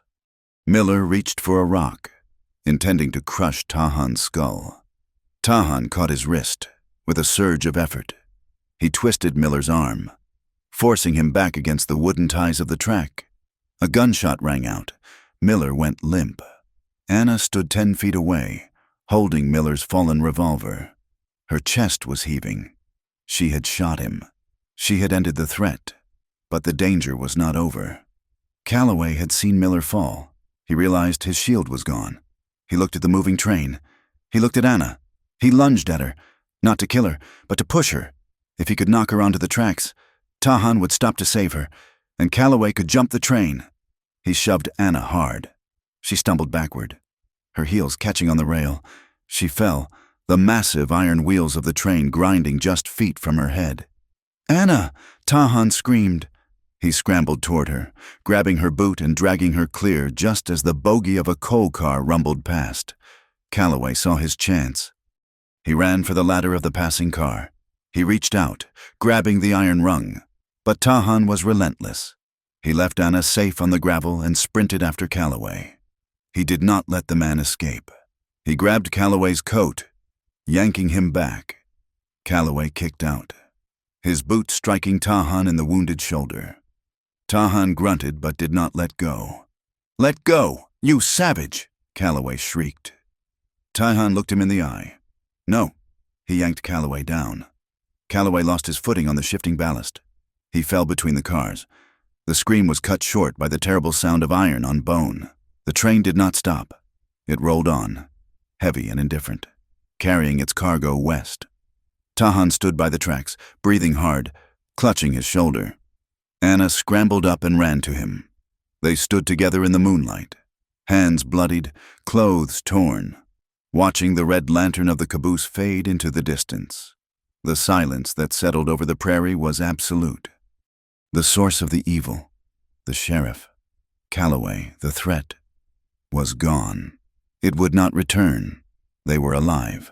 The aftermath was a messy, bureaucratic affair, but the truth could no longer be buried. The commanding officer, faced with the bodies of a sheriff and a wealthy rancher, and the testimony of Sergeant Graves and dozens of soldiers who had witnessed the breakout, had no choice. The official report stated that Sheriff Miller and Mr. Calloway were involved in an illegal trafficking ring and had attempted to subvert the authority of the United States Army. It was a scandal that rocked the territory. But it cleared Tahan's name. There was no apology. The Army did not apologize to Comanches, but there was a release. Sergeant Graves, recovering from his leg wound, argued successfully with the colonel. "We need scouts." "Colonel," Graves had said, "the territory is dangerous. You need a man who knows the land, who knows the tribes, and who has proven his loyalty to the fort." Tahan defended this post against criminals. The colonel saw the logic. It was a way to keep Tahan close, under watch, but also to use his skills. It was a compromise. Tahan was offered a position as a civilian scout and mediator for the fort. It gave him a badge, a small salary, and most importantly, protection from immediate retaliation. A man working for the Army was not easily touched, and for Anna, there was a strange, uneasy reparation. The colonel, wanting to wash his hands of the Reed affair, granted her rights to a parcel of land that had been seized from Calloway's estate for back taxes and criminal penalties. It was marginal land, a rocky valley near the border of the reservation and the White Ranch country. It had thin soil and a trickling stream that ran dry in August. It was hard land, but it was theirs. The closing days of autumn found them in that valley.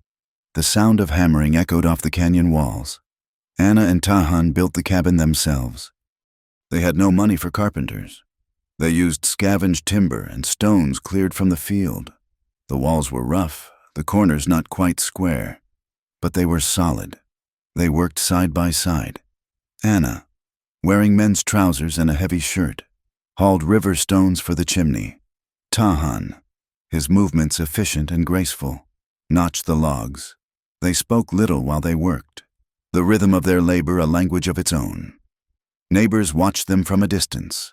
The white ranchers on the south side rode by, pausing on the ridges to stare with suspicion at the white woman and the Comanche building a home. They did not wave, but they did not shoot. The Comanche families from the reservation side came closer. One day, Tahan's aunt appeared at the edge of the clearing. She did not speak to Anna, but she left a basket of dried plums and a bundle of curing herbs on a stump before walking away. It was not acceptance, but it was a truce. It was a bridge being built, stone by slow stone. On a cold evening, when the first frost had sugared the grass, the cabin was finished. A fire roared in the stone hearth, drawing perfectly, sending a thin curl of blue smoke up into the vast twilight. The wind rattled the new walls, testing them, but the chinking held. Anna and Tahan sat on a buffalo robe in front of the fire. They shared a simple meal of corn cakes and coffee. The room was sparse, a table, a bed frame, a few tools, but it felt rich with the golden light of the flames. Anna sat between Tahan's knees, leaning back against his chest. His arms were wrapped around her, his chin resting on the top of her head. They fit together with the easy intimacy of two people who have walked through hell and carried each other out. "We will plant corn in the lower field," Tahan said quietly, his voice vibrating against her back, "and beans near the creek." "And a garden," Anna added. "I want flowers. Bluebonnets." Tahan chuckled. A low, warm sound. "You cannot eat bluebonnets." "I like looking at them," Anna said, turning her head to kiss his wrist. They sat in silence for a moment, watching the sparks fly up the chimney. "Do you think—" Anna started, then hesitated. "Do you think we can raise children here, in this place?" Tahan tightened his arms around her.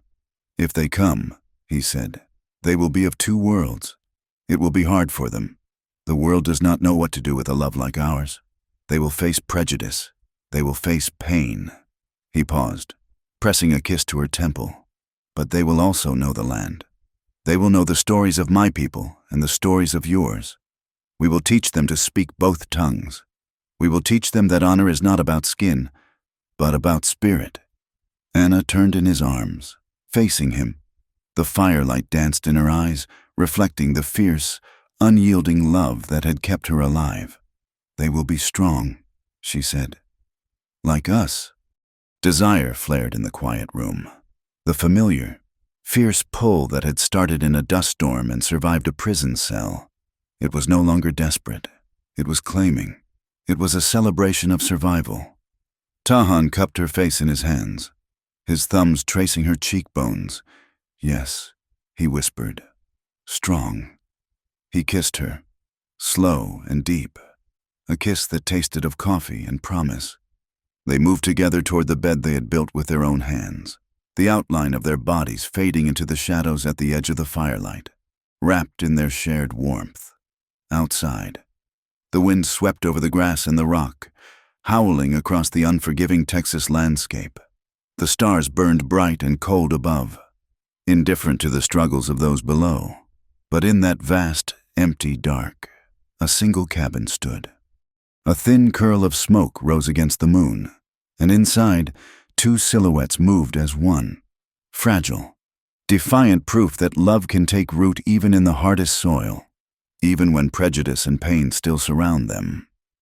Thank you for listening to this story of Anna and Tahan. It has been a journey through the dust and the heartache of the American frontier, and I hope their fight for love and justice resonated with you. I would love to know where you are listening from today. Are you in the city, the country, or perhaps somewhere wild yourself? Please leave a comment below and share your location. If you enjoyed this tale, please subscribe to From Wild West for more stories of the frontier, the outlaws, and the romances that shaped the West. And please share your thoughts on the story in English in the comments section. Did Tahan and Anna make the right choice? I look forward to reading your words.